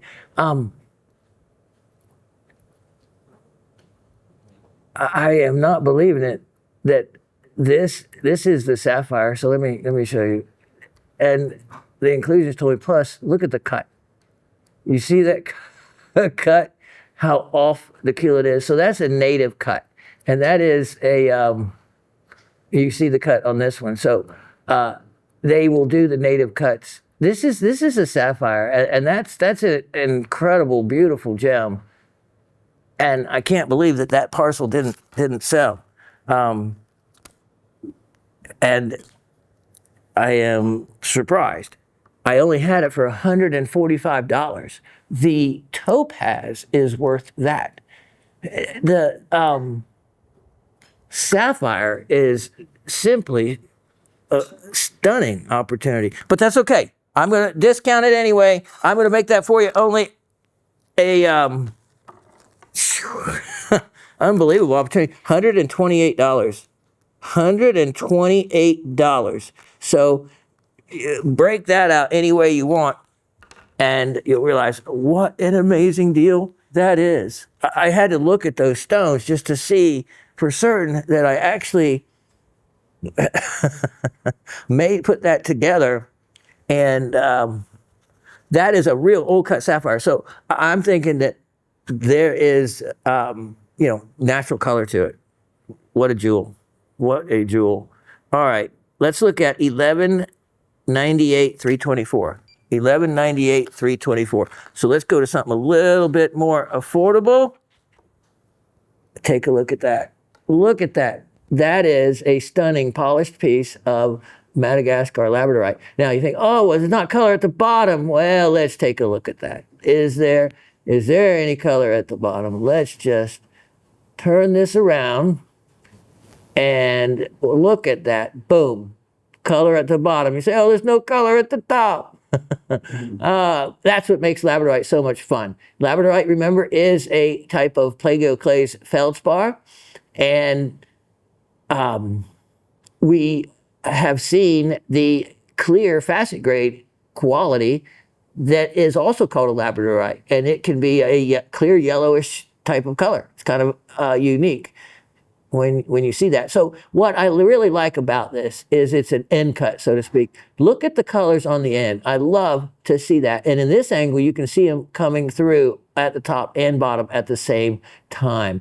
That's really neat as an educational piece to show someone, what it can look like from the outside before it's polished, and then what it can look like after. Wow. And all that has to do is be drilled and or easily wire wrapped. That's one of those pieces that is easily made into a piece of jewelry. Opportunity on this one, because it is, how about this? $12. $12. Like I said, something for everybody today. Let me put these beautiful yellow stones up. I'm telling you what, that would be the deal of the day. It was a deal even before I marked it down. But those 4 yellow stones at that pricing opportunity surprises me more than I marked it down at all. But that's what I try to do. That's what I tell you. And the second time around, if you gamble, you can sometimes come out saving a few bucks. Okay, next. Here was another surprise. Item 12-04624. 12-04624. I had actually showed you, we're not going to do it this time around. Go back a few shows. All the shows are up on YouTube. You can check them all out. When I showed this before, it would have been about 3 or 4 weeks ago, the chrome tourmaline. And I actually put the Chelsea filter on these and showed you they turn red, proving that for tourmaline, there is chrome in the stones. And that's a must. Other than that, you can just have a green tourmaline. 10 pieces. Oh, yeah. It is 120, 46, 24. Look at this. Look at these stones.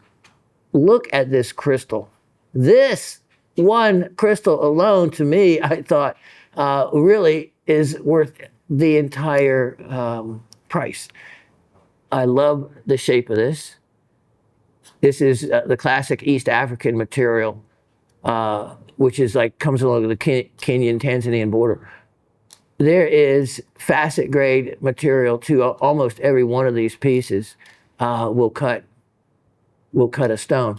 And let me just do a little backlighting on some of these so you can see just how good the clarity is. Look at that.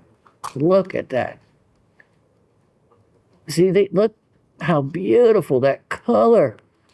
There's nothing like chrome tourmaline. It is, look at that. There's the crystal. There's the money stone right there. There's the money stone. And remember, tourmaline often does have inclusions. Rubellite's a type 2. So a couple inclusions is acceptable when you have a nice piece. This would cut a valuable stone. Chrome tourmaline is one of the rarest tourmalines there is. And I had showed and proved that they were genuine chrome tourmaline, which is a must. If you don't know and are trying to buy from a reputable dealer, you need to work with a reputable dealer. If not, there's tourmaline that looks just like this, but it's not chrome tourmaline. It will not turn red under a Chelsea filter. I had showed and proved I think Latif, you were here when you did that. Oh yeah, Latif was here actually when we did the Chelsea filter test, and I did it on top of this flashlight with the Chelsea filter, and sure enough, every single one, a beautiful pink reddish color. Look at that crystal. That crystal right there is worth the entire amount, which was reasonable enough last time. But okay, fine. Let's give you a little sale price on it and mark it down to $58 for the 10 stones. And you'll have one of the rarest collections of chrome tourmaline that I have seen. Many people don't have, maybe have one stone, two stones, but not a selection like that. That's a fantastic opportunity.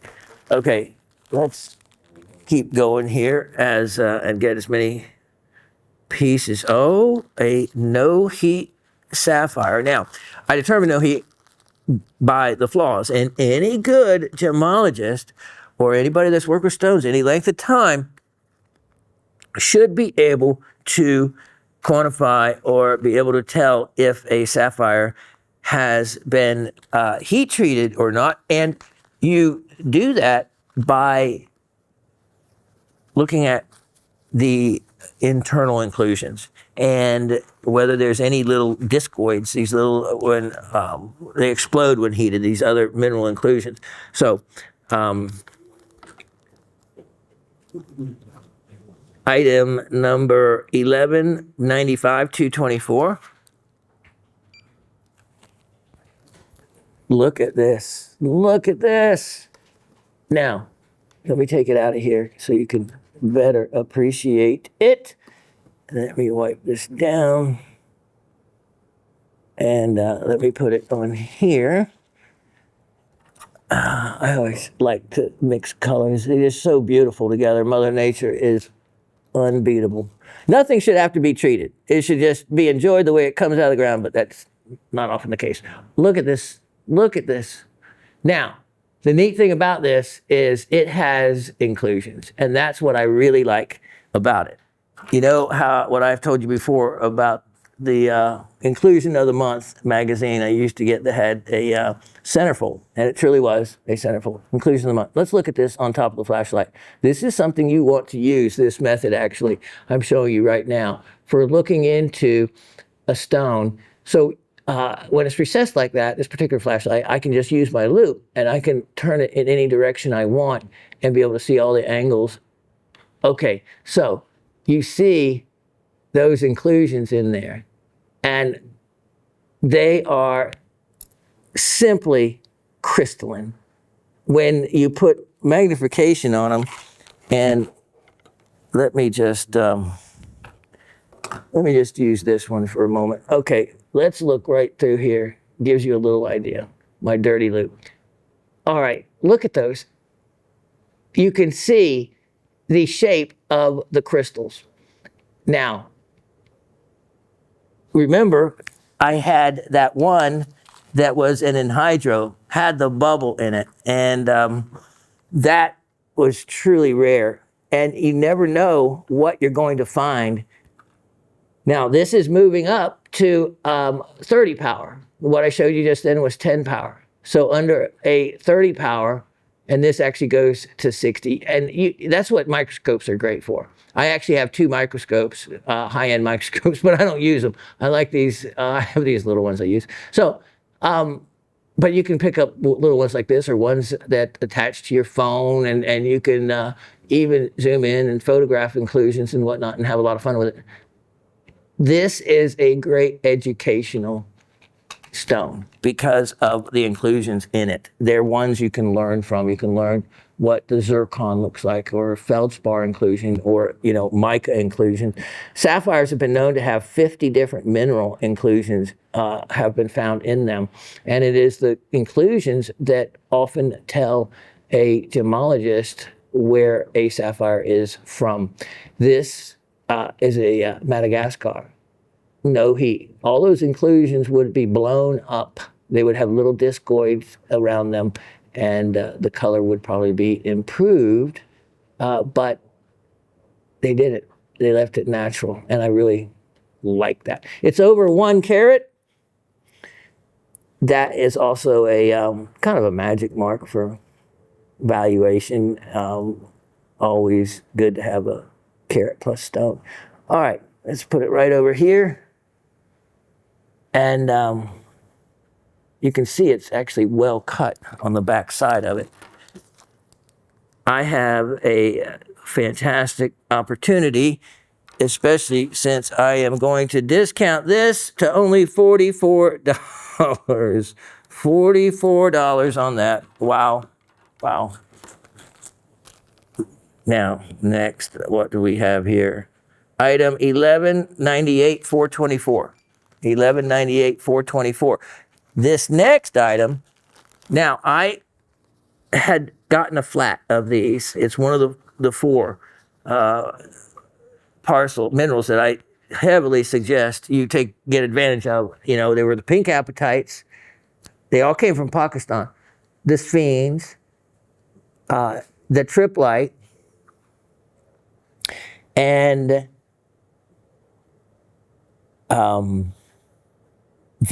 that's it. I had to remember the red zircons. Those 4 I had bought in parcel lots of. In other words, they came in a flat, and but I've sold down almost everything. Here is one rare, large opportunity. Look at that sphene. Look at the size of that sphene crystal, and there's others in here as well. And you also see adularia. That is another type of feldspar, and that is this large crystal that you see right there. Now, adularia, remember the word adularescence. Adularescence is the name applied to the property of moonstone. The reflection that you see in moonstone is called adularescent.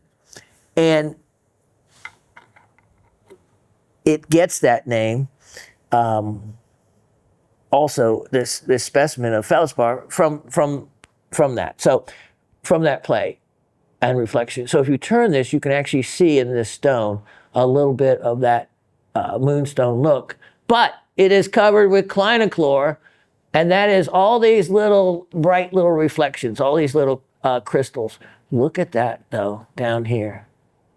That is a neat little sphene, a yellowish colored sphene hanging out down there. Here's another crystal of the adularia. Look at that. So another sphene there. And just a nice large, you can see how large that is with some of the clinochlore to the outside. So let me backlight that a little. Let's see what kind of color we have in that sphene. Look at that, and then the clarity. Wow. Well, there's a shot. Isn't that cool, Latif? Look at that. That's a surprise, isn't it? Yeah. No, that's a really much nicer color and clarity than I anticipated. Look at that termination.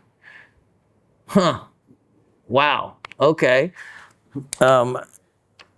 That's one of the biggest sphenes of any specimen. I can't believe no one got this. So take advantage of it, especially since I'm going to mark it down now to only $58. Only $58 for that. There is a fantastic opportunity for someone to get in on, and something that, you know, where are you going to find one? They're just not out there, a specimen like that. And again, it's one of those things, if you see one, it's not going to be inexpensive, especially this size. You've seen all those other specimens I've had. The sphenes have been smaller. That's more classic and standard, but not in this piece. This has a large size sphene in it. Now, what have we got here? That was just from Georgia Moonstone. Let's look at this guy. Let's see, 1187 224. 1187 224.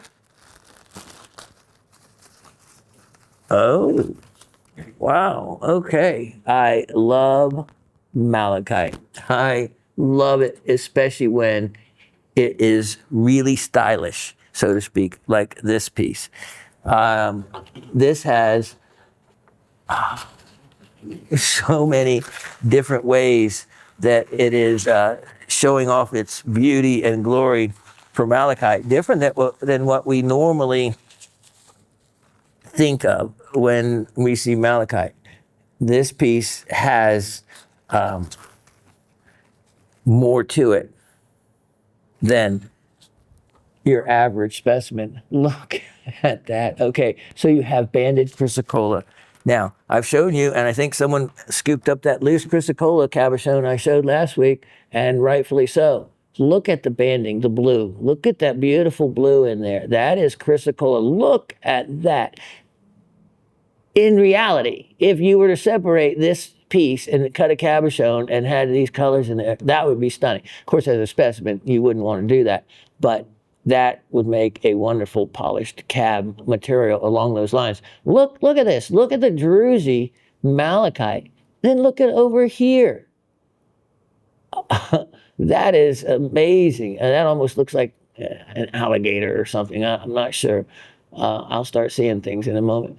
And then look at back here. You have some botryoidal classic formation to the way this material will fill in little gaps and openings. Look at what's in there.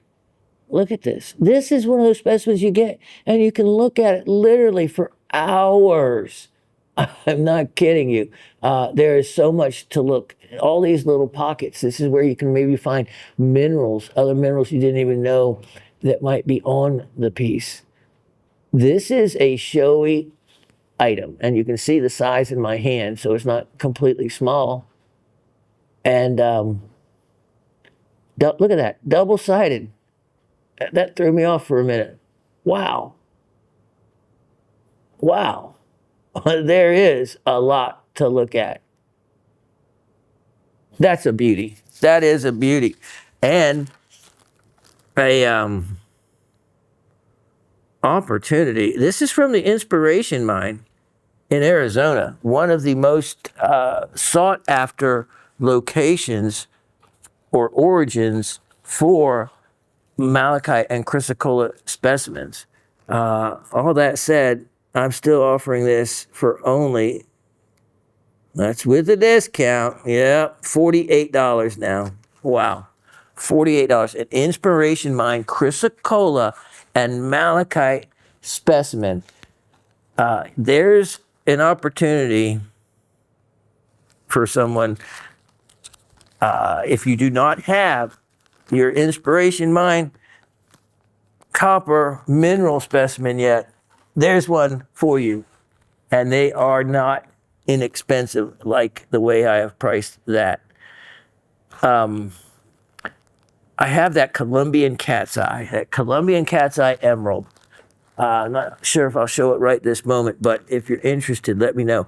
Here's another one of the items that I want your input on.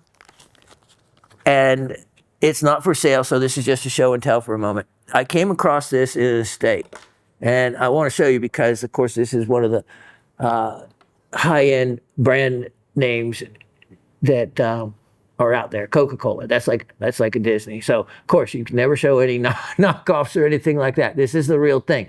It has all the right markings, as you can see on the inside of it, to be the genuine thing. Now, I'm thinking about offering this for sale. I have not been able to find it. So those of you that can do the research and the Googling thing really well, I'm going to leave that right there so you can take a screenshot of it. And if you find that anywhere, this is an old piece, let me know. Put it in the comments or link to it, or let me know what kind of price was on it.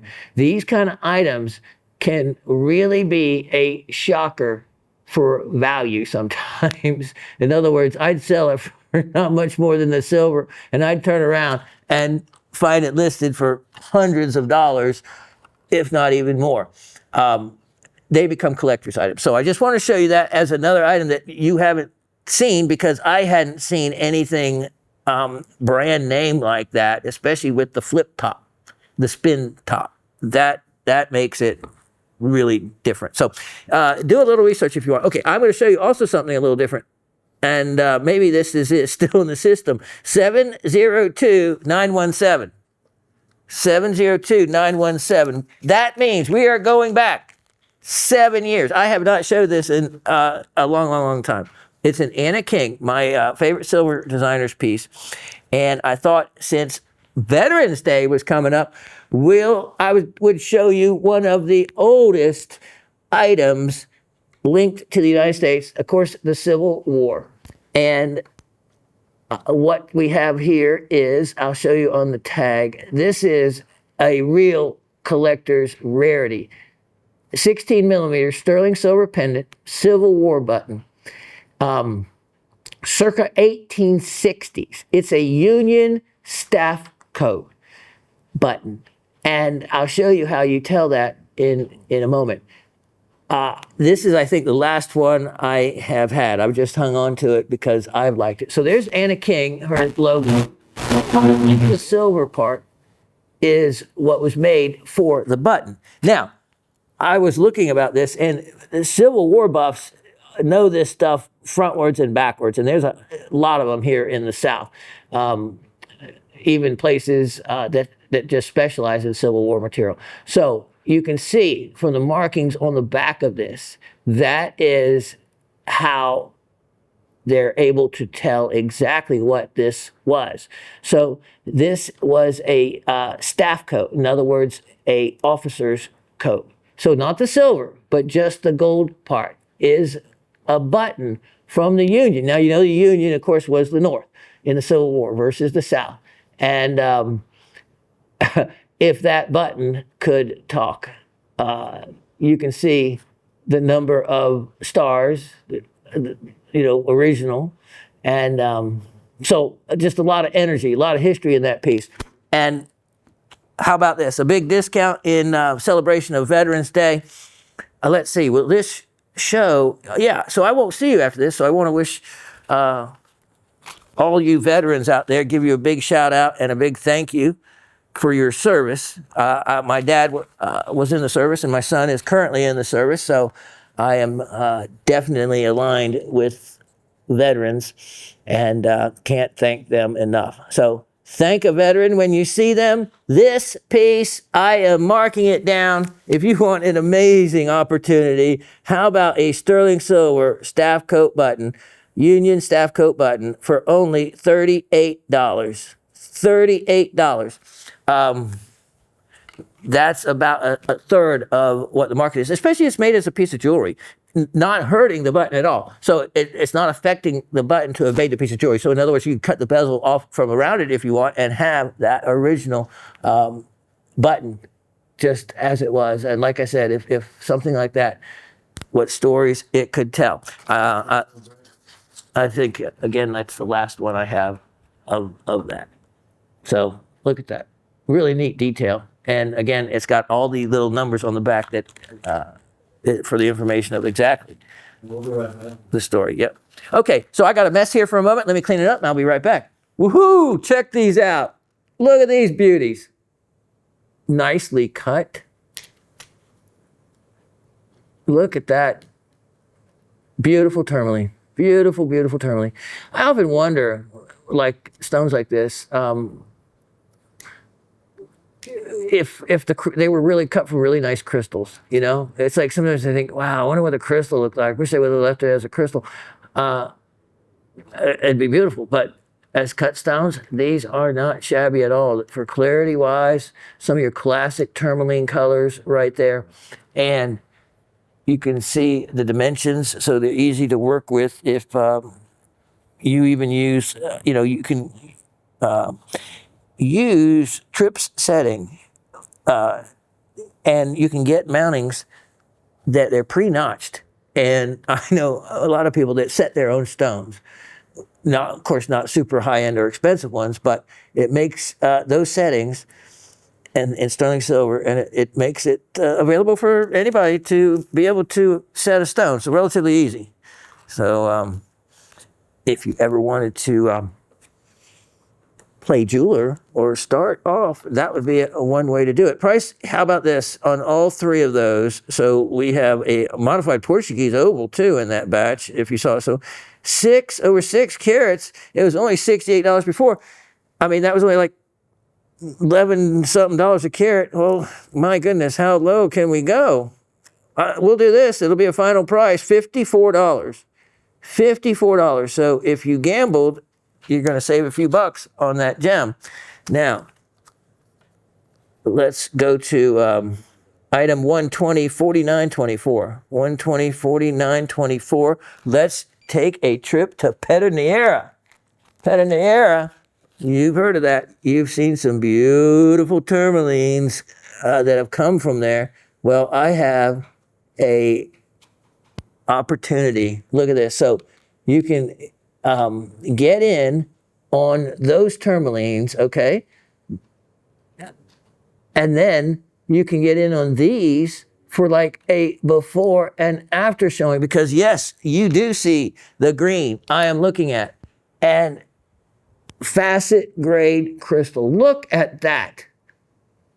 That is classic Pedernera color for green in the green range right there. That, look at that. That crystal would make a stunning faceted stone. It'd be one of those long and narrow ones like you see that are done. Well, this is what the crystal looks like beforehand, and that is clean and a classic shape. Look at that. Okay, so look at, there is a wonderful termination. You can see that.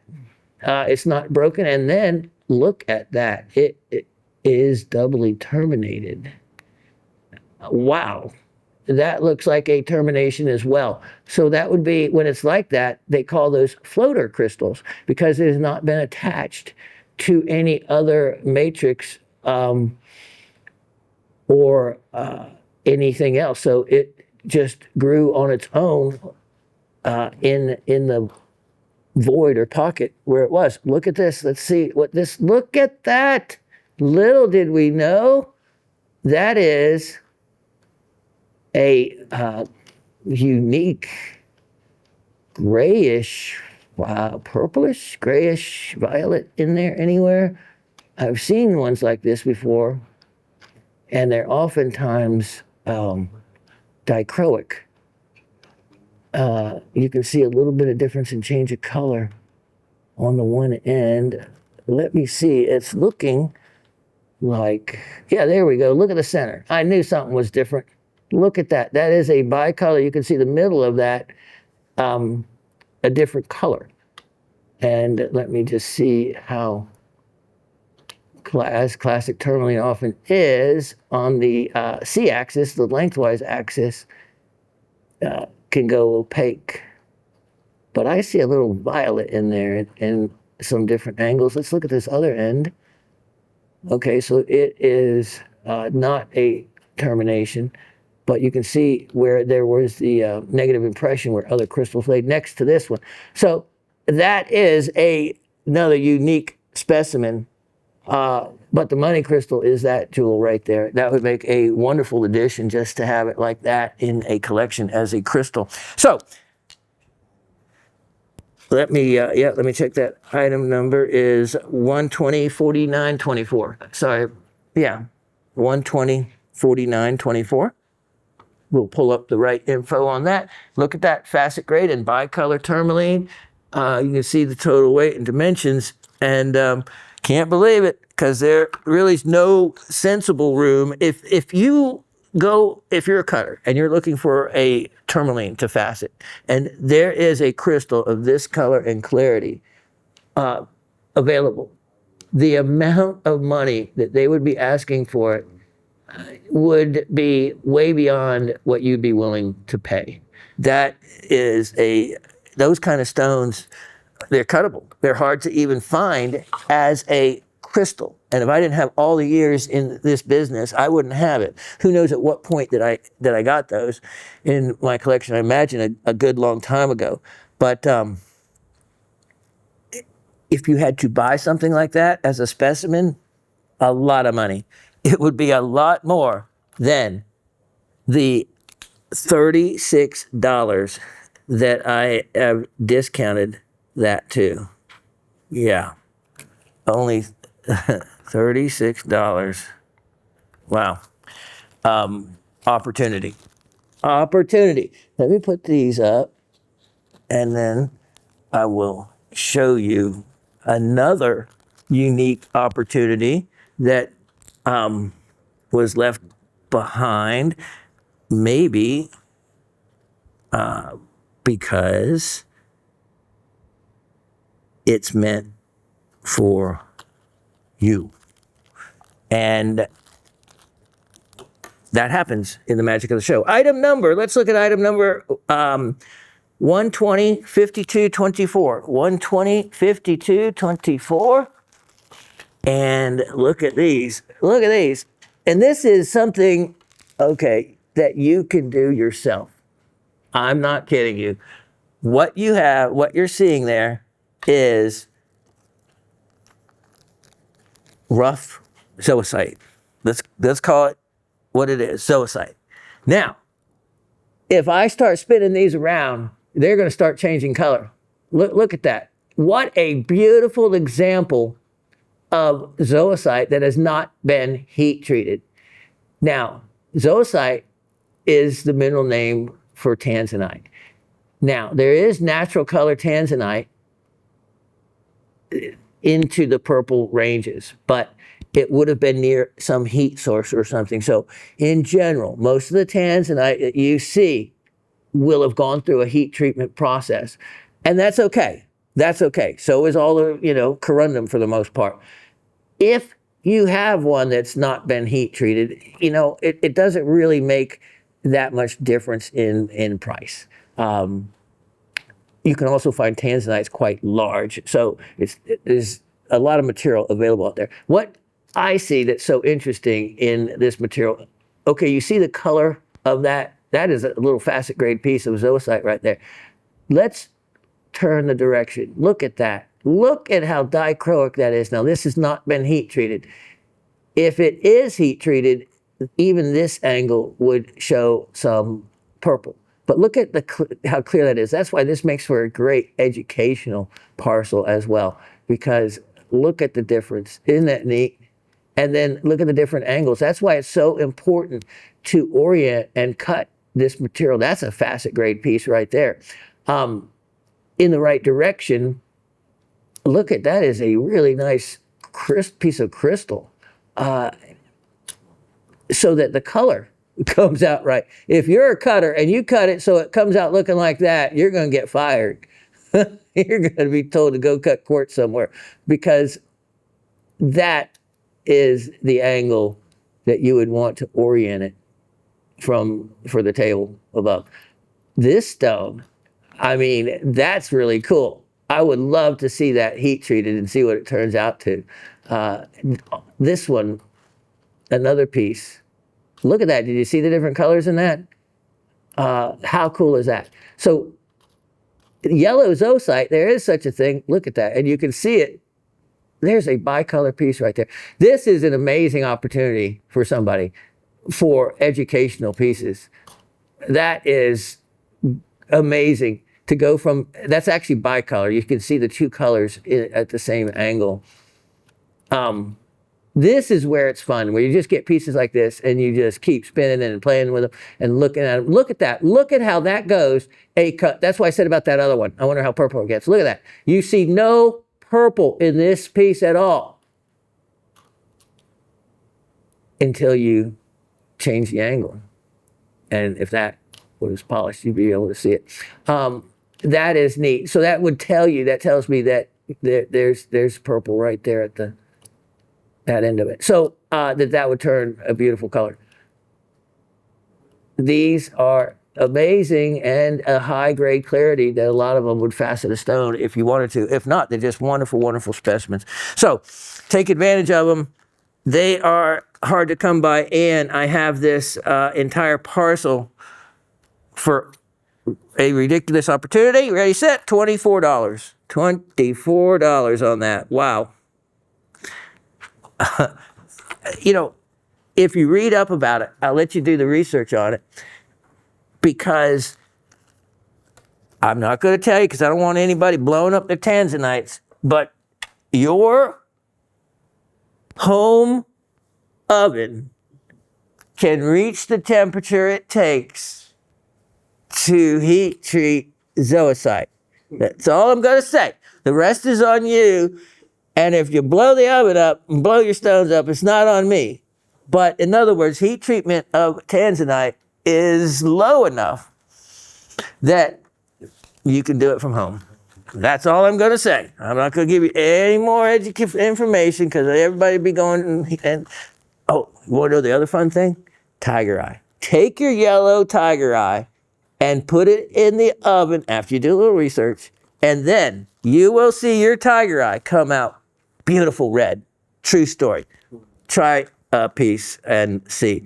Item 1205824. 1205-824. This was another amazing rarity. I have three. Try not to hit your mic. Very your mic. I'll check that. I'm going to set it up on the table. Hopefully I won't pull it off. Look at this. Here is a group of 3 sapphires, and this is a huge opportunity. A huge opportunity. You can tell if they're terminated at both ends that they're salon. They fluoresce. Beautiful orange fluorescence. And they're unheated. They are, look at this. So you can see the 6-sided, the bicolor nature to that. Look at that. The clear with the blue ends. How neat is that? Look at this and the clarity of this piece. Let me show it to you here, and you'll get a better idea of the 3 colors. Look at that. Look at the termination. Look at the facet grade quality of that. Now, this is a crystal that's very similar to ones that can have anhydrous in them. That would be worth certainly looking at. Look at how beautiful that is. And then look at this pink. Now, no telling the clarity inside of it, because it has that coarseness. But I think, look at that. That's amazing. That would cut a no heat, beautiful pink sapphire. Yeah, so those 3, I had marked them at such an amazing price before. They have stunning orange fluorescence. Yeah, not going to come down off of this from the price I marked them down to. It is an incredible deal at $98. Only $98 for those 3 crystals. And I'm telling you what, boy, if you just try to get those like that at some type of show, you'd do well to get one of those for $98 if they even had such items. Look how large that is. Beautiful bicolors on these others and wonderful shapes. Let me tuck those away safely. I'll be right back. Check this parcel out. Here we go. Let's see what we have. Let's see what we have. Of course, tourmaline, you can tell by the shape. And let's look at some of these colors in here. And there's some greenings. Let's look at these. Beautiful classic tourmaline shape. Let's see if multicolors. Oh, look at that. Do my eyes deceive me, or is that blue? Which would be a treasure. And if you'll just find me there. There we go. Look at that. Look at that. That is a wonderful piece of blue indicolite. And you can see the colors in there. Let's see what else we have. Let's put a few up here. And That's a really saturated. I think I actually saw a little blue there, but it would be really saturated. You'd want to cut the stone thin. Here is another stone, and looking at it, you can see, look at the end. You can see the color. You can see that it has clarity. So here is a mix. It's a nice selection of crystals to add. And let's see the color of this one. And wow, look at that. So blue, dark blue, but blue nonetheless. Wow. Okay, so it looks like most of these are have a good clarity. And you're going to love the price. You're going to love the price. Let's do this. How about the entire lot for only $18? $18 on that batch. Okay, let's look at what in the world is this guy? Let's look at item 1207924. 1207924. We'll just put these down here. Let's look at this. This is one of those mixed parcels, oh my, that all of you have enjoyed in the past. These are larger stones than a lot of the ones I have put together. This has, look at that, chrome dioxide. Look at that. That is the real deal. That is a sapphire. Wow. A really nice one. Tourmaline, nice peridot. You have garnet, real decent garnet as well. Here is a, wow. It looks like if that's a round chrome dioxide, that is a rarity. You have some citrine. You have, it better be blue topaz and not aqua. But wait. Look at that.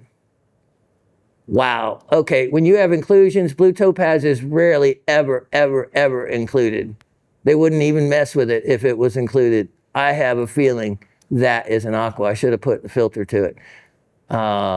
Boy, those might be from an aqua parcel. Beautiful garnet, wonderful citrine. You have white topaz there. Look at that. I'd have to, let's check. Wow, look at that. Okay, so here's what we do. Let's check. If you want to know, garnet or tourmaline, garnet or tourmaline, garnet or tourmaline. Boom! That is called an iron garnet, folks. Yeah, I think Lateef called it right before it actually went up there. Yeah, that's how you tell. Iron garnet, almandine.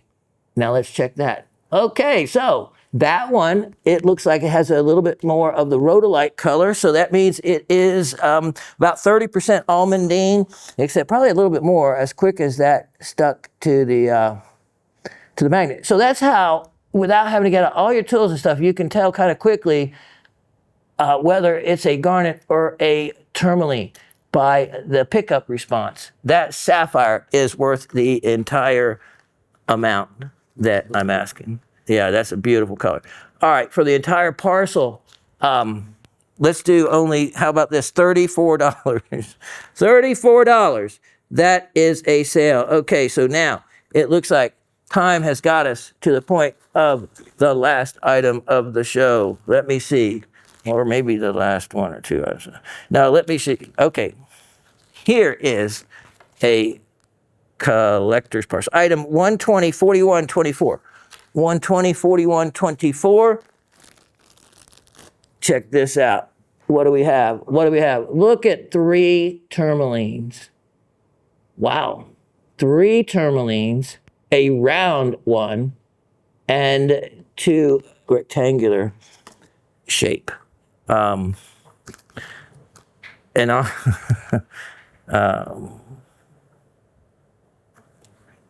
what a deal, because how about this?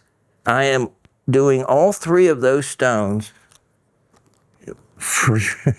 Yeah, so you guys better take advantage of this deal. $38. $38. Wow. That's 4.6, yeah. So figure the $8 a carat, $8 a carat, and the material's clean. Okay. We are running out of time. If you want to see next week or whatever, let me know about that cat's eye emerald. Oh, yes. Okay. Here was the special I was going to offer today. Yeah. Item number 1166424. Okay. Here is a real rarity, and I had making a special opportunity on it. This is a stunning, and here it is in a label box, the rainbow garnet from the Kaus mine in Nar Prefecture, known as iridescent rainbow androdite. And this is a multi-crystal cluster. It is no more. The mine closed to anybody in around '06. It was only open for like a year, 2 years, and the locals got tired of all of us rockhounds digging in the near the magnetite mine for this material, and then they started arresting them to make them go away, and it worked. They went away. So no more of this material has been mined. You can see the iridescence on these faces, and really beautiful. From my garnet collection, this is a neat one because of the clusters. Now, you see these little formations on the faces.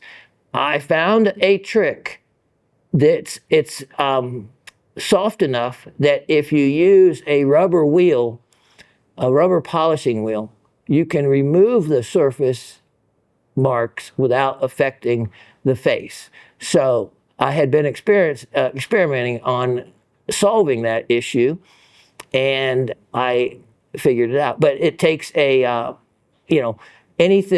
rotating, like a forward and flex shaft, or like I said before, ladies, those little fingernail buffers that you buy, the battery operated things that have the different, you even have diamond bits you put in the end of them, real inexpensive, like less than $20. Those can work fine.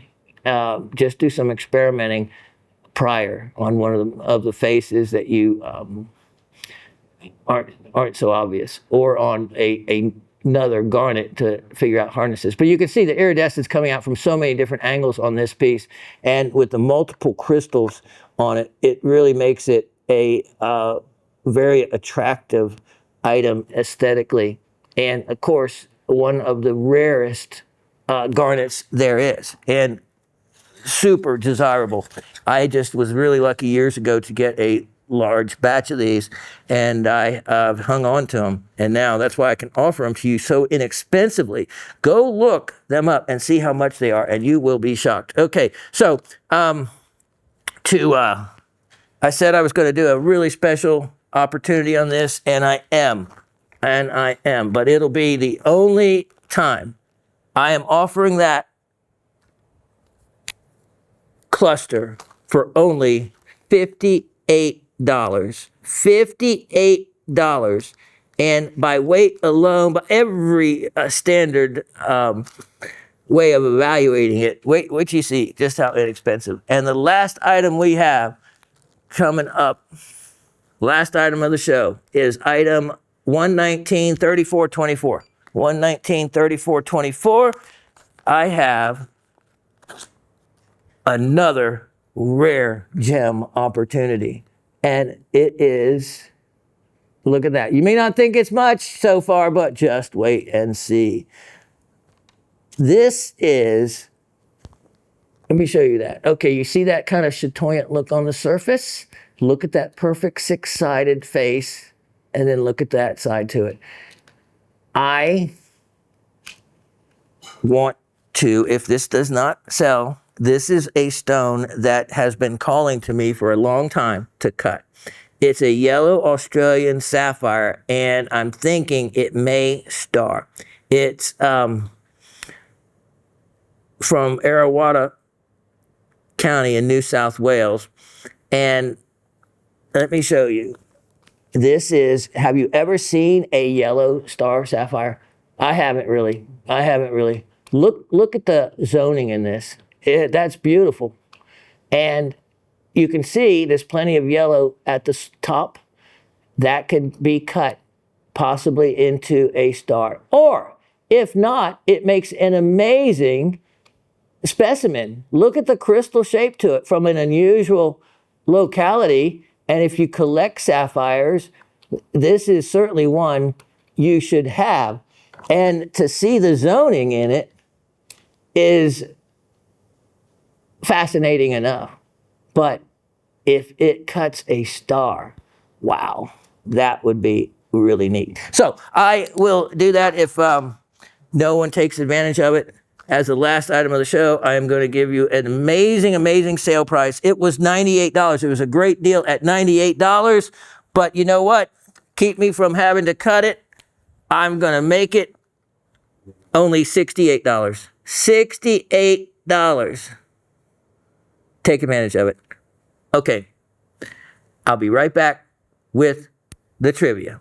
Okay. So it is trivia time. Now, for those of you, the new, welcome, the new 4 of you that posted your comments, not quite in the right area, but that's what I want to tell you now and everybody else what to do to leave comments or to answer the trivia. Go to Shawn at gems.com. Shawn at GEMS.com. Shawn at gems.com. And that's where you can put in the subject line trivia answer. It is fine. And if you don't even do that, whatever, just you'll read. To find out all the information for the trivia game, go to Gem Shopping's homepage. So it's gemshopping.com. On their home webpage, scroll to the bottom, go to the sitemap. Just click on it. It will take you to another page. On the right-hand column, just go down the column on the sitemap until you see Ask Shawn. It's a ways down there. You'll see other host names.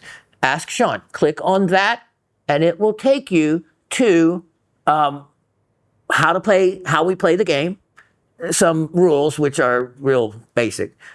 But it also will tell you the information you need to provide so we can ship the free item to you. So the 4 of you that I named at the beginning of the show, go and do that so we can get the free kyanite bead necklace that you won. And it's just a real simple process.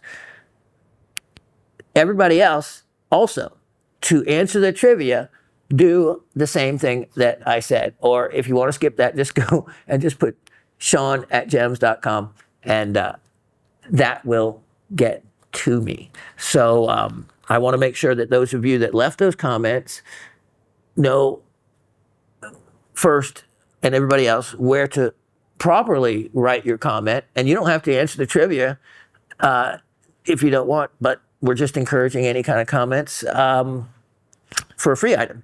So I was giving away 5, 4 of you did it, so congratulations. But I want to make sure you get the item. So go to that page, and also, if you want, it has links to this show directly, and it also has a link directly to leaving a comment if you don't want to just type it in straight away.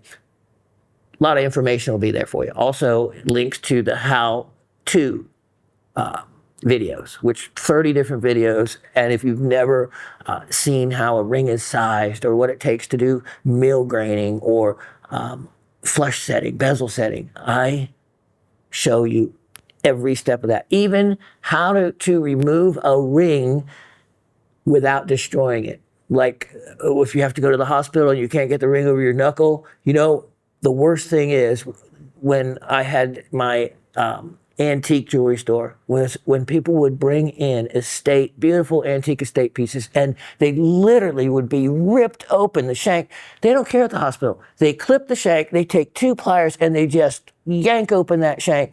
And oftentimes, almost destroy the bottom half of a ring. Don't let that happen to you. So there's even methods of how to remove your ring prior to that. Or let's say you get stung by a bee on the finger. That's another one. All the other methods to try. And I was telling our CEO the other day, I said, if there was ever one story for me to share of the most help that those how-to videos ever gave anyone, it was a father from Wales, England. Yeah, Wales, England. And he wrote into me, he goes, I don't know how to thank you as much as I want to. He goes, my 4-year-old daughter was playing with pots and pans. I remember my mom would let us do that. And, you know, a black frying skillet, they're the same wherever you are, pretty much in the world. They have that hole in the end of the handle where you can hang the pan up, right?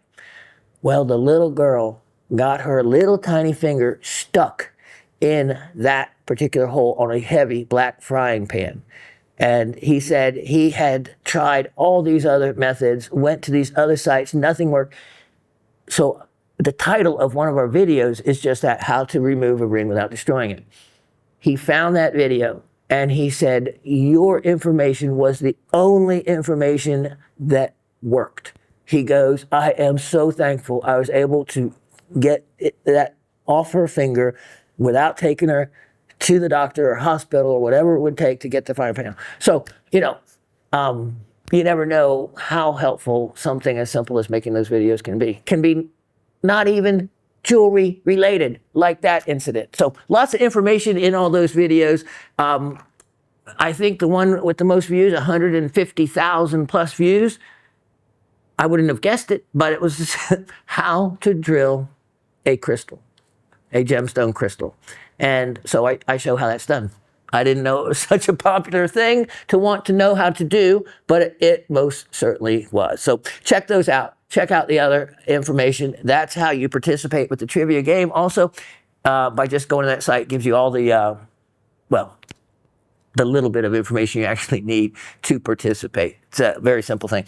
But I want to make sure I get the right items to those of you that did participate and leave your comments. You just left them on the YouTube site. But next time, Shawn@gems.com. Okay, I have trivia. I'm working up some items. We're going to do the what am I here before long. But for today, 3 questions. Here they are. What is the defining crystal shape to a Ceylon sapphire? Short and simple. And it's pretty much universal. A Ceylon sapphire crystal looks a particular way. And I had mentioned it in today's show. What do you look for to recognize a sapphire crystal as being from Ceylon? So I just worded it a little bit differently there, but I think you get the idea of what I'm looking for. So what does a Ceylon sapphire crystal look like for you to know for certain if it is from Sri Lanka or Ceylon? Question 2, what name is given to a type of feldspar that has the property that moonstone has? So moonstone's a big general name. There are actually several types of feldspar that will give off that reflection and why it has its name, that kind of moon glow reflection that moonstone is known for. Now, I have to be careful because I'll actually say the word that is derived from the name of the feldspar, from the type of feldspar. So that's giving you an extra little hint. But I'm not looking for that name. I'm looking for the name of the feldspar. If you get one, you'll get the other. So the two, one is part of the name of the other. So there's another hint for you. What is the name of the feldspar that is the name given to the property that moonstone has? So in other words, the name of the property within that name is the name of the feldspar. Got that? Number 3, what is a defining characteristic of dyed turquoise? So if you have a piece of turquoise, it could be just stabilized. It could be, as a matter of fact, for another educational item, I'm gonna bring in, if I remember to, next week. I actually tore the piece up. It was a beautiful, custom-made piece of sterling silver jewelry with turquoise. And what I do is I take a sharp point. It can be anything. It was, in this case, it was the end of needle nose pliers I had. And I keep a real sharp point. I file mine down. And all I did was take that sharp point and push it against the back of the turquoise and, to drag a line across it. Natural turquoise is hard enough that the most it might do, because there's similar hardnesses, is leave a little fine line. If the turquoise is plasticized, resinized, epoxyized, which they do all that to turquoise, made up some words there. But in other words, you've seen the block of turquoises I have. I'll show them again when I do the turquoise lesson. My pliers dug a trench, and it was with very little pressure. And so it literally made a furrow where the loose turquoise material, just like you were going and digging a row of dirt in the garden, you know how the furrow comes up and you have the dirt on both sides? If you just take a hoe down it, same thing that fake turquoise will do. And I'm not just talking about fake. I'm talking about mostly plasticized. I mean, they inject regular turquoise with so much other stuff, it almost becomes something else. And the easiest way to tell is basically a hardness test.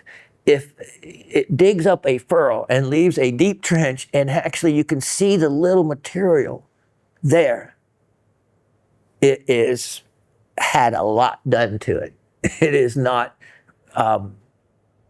it's much less of turquoise than it is anything else. In other words, it's more plastic, more resin, more epoxy stuff than it is turquoise. So I'm going to show you that. So but in the meantime, you can try the test yourself on some items. Do it on the back, do it somewhere it won't tell, and you'll learn. And that's where, quote, playing with your purchases matters. Even do hardnesses tests on them. Understand how one reacts compared to another.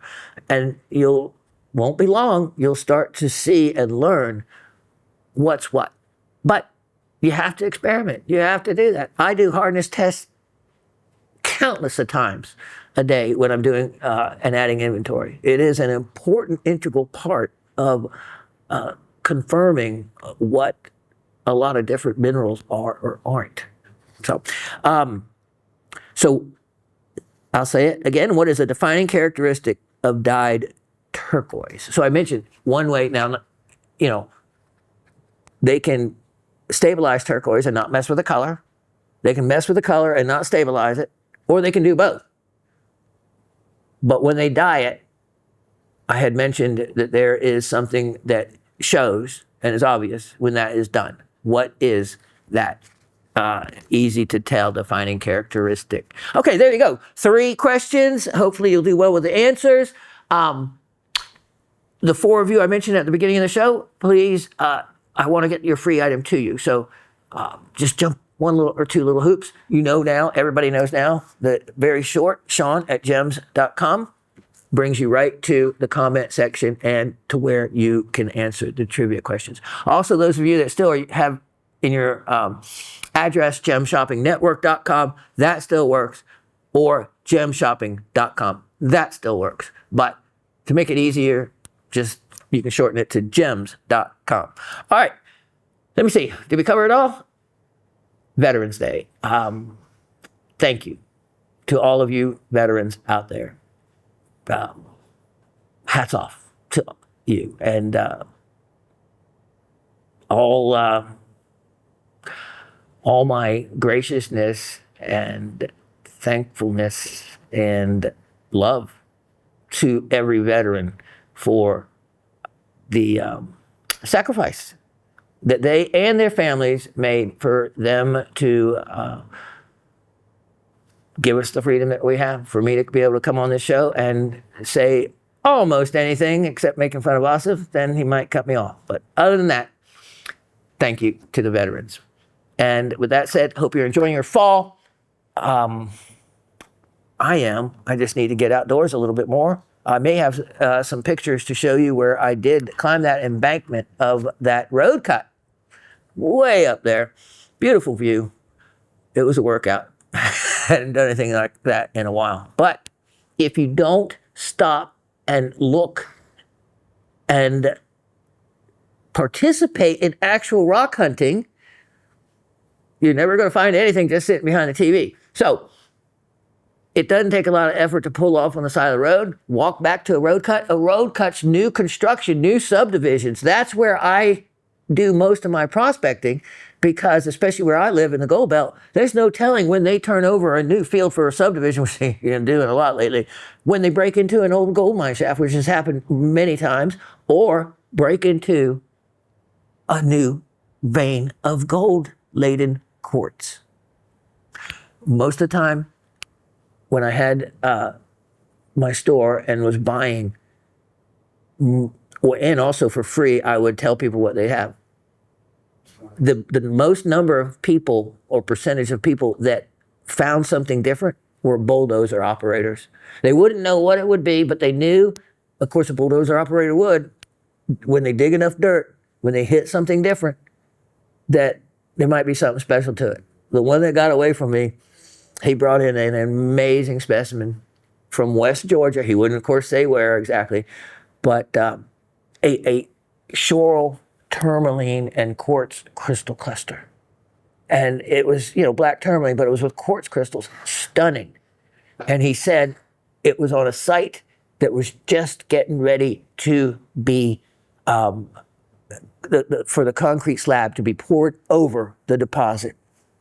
So he wouldn't tell me. I don't know how much he might have recovered from there, but I did see the one piece. So it is out there.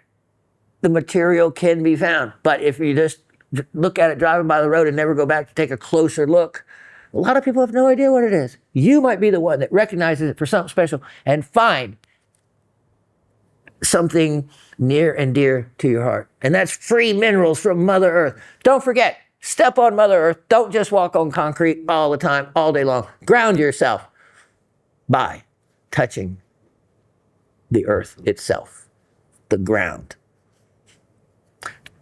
Enjoy the show.